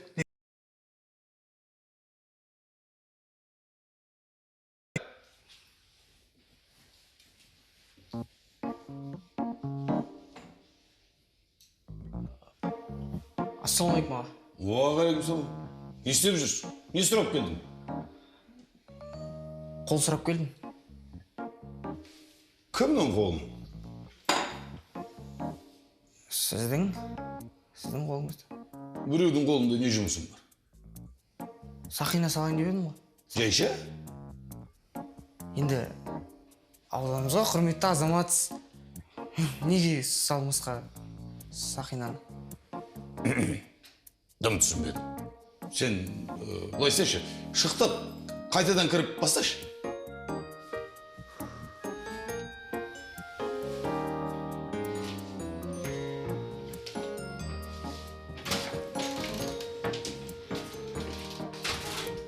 Мән күрек. Бұны қайдан алдың? Көршінің үйіне барып, күректің қолын сұрап алып келдім. Немене? Жөндеп түсіндіріп айтсайшы. Маржанның қолын сұрауға бардым. Барсам, арғынаға мылтықпен отыр екен. Қорыққанымнан күрек сұрай салдым. Ой, қорқақ. Мен айтқан сөздерді айтпайсың ба? Ол да адамның баласы ғой. Неге қорқасың одан? Мылтықпен отыр. Ассалаумағалейкум. Уағалейкум ассалам. Тілшісің бе? Иә, мен едім. Ой, бәрекелді.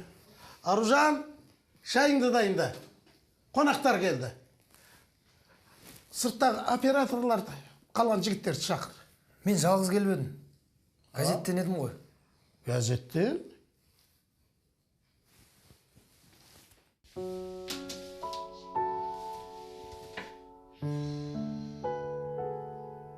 Ербол,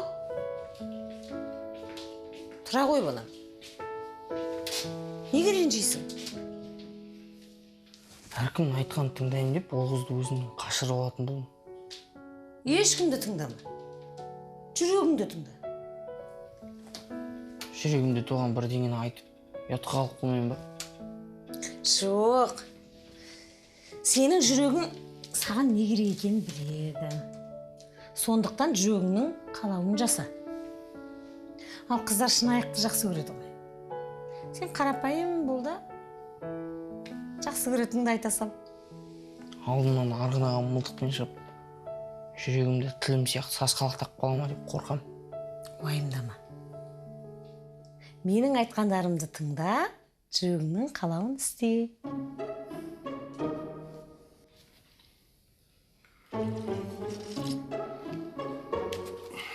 Ал аға, шай ішіп болдық. Сұхбатты бастайық. Бастайық. Бірінші сұрақ, жағдайыңыз қалай? Шүкір, жақсы. Әскери адам болғаннан кейін денсаулық дұрыс болады ғой. Басты сұрағым, меринос қой туралы айтсаңыз. Көзқарасыңыз қалай? Меринос? Көзқарасым жақсы. Рахмет аға, осыны білейін деп, аудандық газеттен келіп тұр едім. Жалпы меринос қой туралы адамдардың ойын біліп жүреді.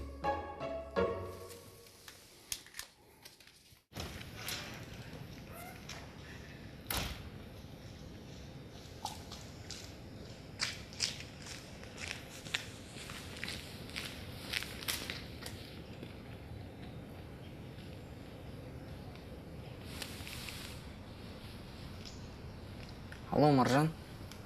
Сыртқа шығасың ба? Әңгіме бар еді.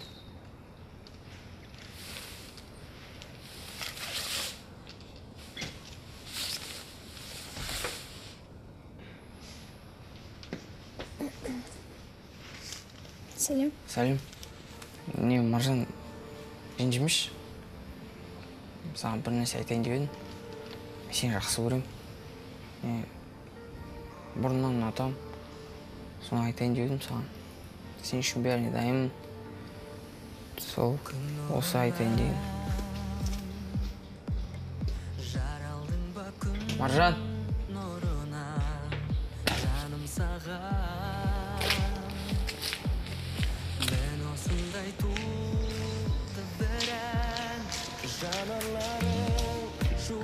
Шашқаннан бір досым бар, жүрегімді басқарған, сәулесіне қайта мас болған жұлдызым. Мен Тимур үшін алып қойғым келеді. Не, көңіл күйің жоқ қой. Жай, сұхбат беремін деп шаршап отырмын. Меринос қойды ойлап шаршаған шығарсың. Ой, енді сен көңіл күйімді түсірмей-ақ қойшы. Одан да шай қой, басым ауырып тұр, тамақ ішейін. Маржан деген сайын.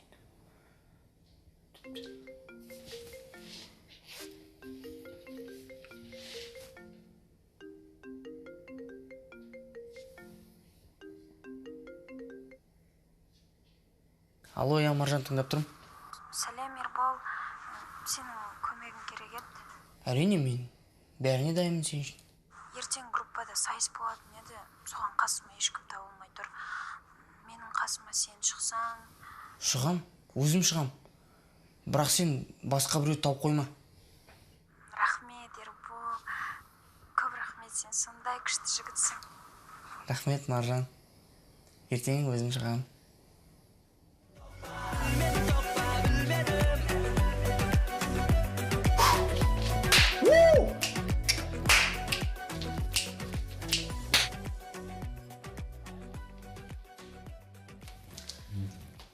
Барлықтарыңызға үлкен рахмет. Сіздер мен жанашыр, ақылшымсыздар ғой. Жақсы көрем сіздерді, шын айтам. Сіздер болмағанда не істейтін едім мен? Ауылдан келген бала. Әй, неге қуып тұрсың? Отыр енді шайыңды іш. Жоқ, шын ата, жаңағы айғайыңыз үшін де рахмет. Жеңше рахмет, бәріне шайыңызға рахмет. Апа, жылулығыңызға рахмет. Әй, отыр! Ергеға да рахмет.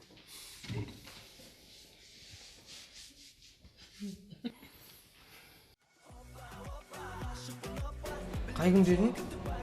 Иә, сәрсенбі. Сәрсенбі қай күн деп тұр? Сәрсенбінің қай күн деп тұр? 23. Қайсың? Мынаны. Камераға қарап қойдың ба? Байқамай қалдым.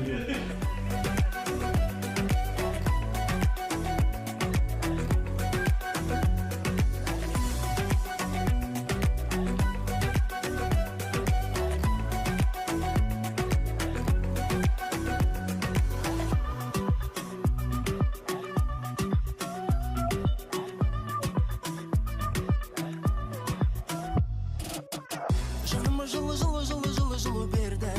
Сен бердің маған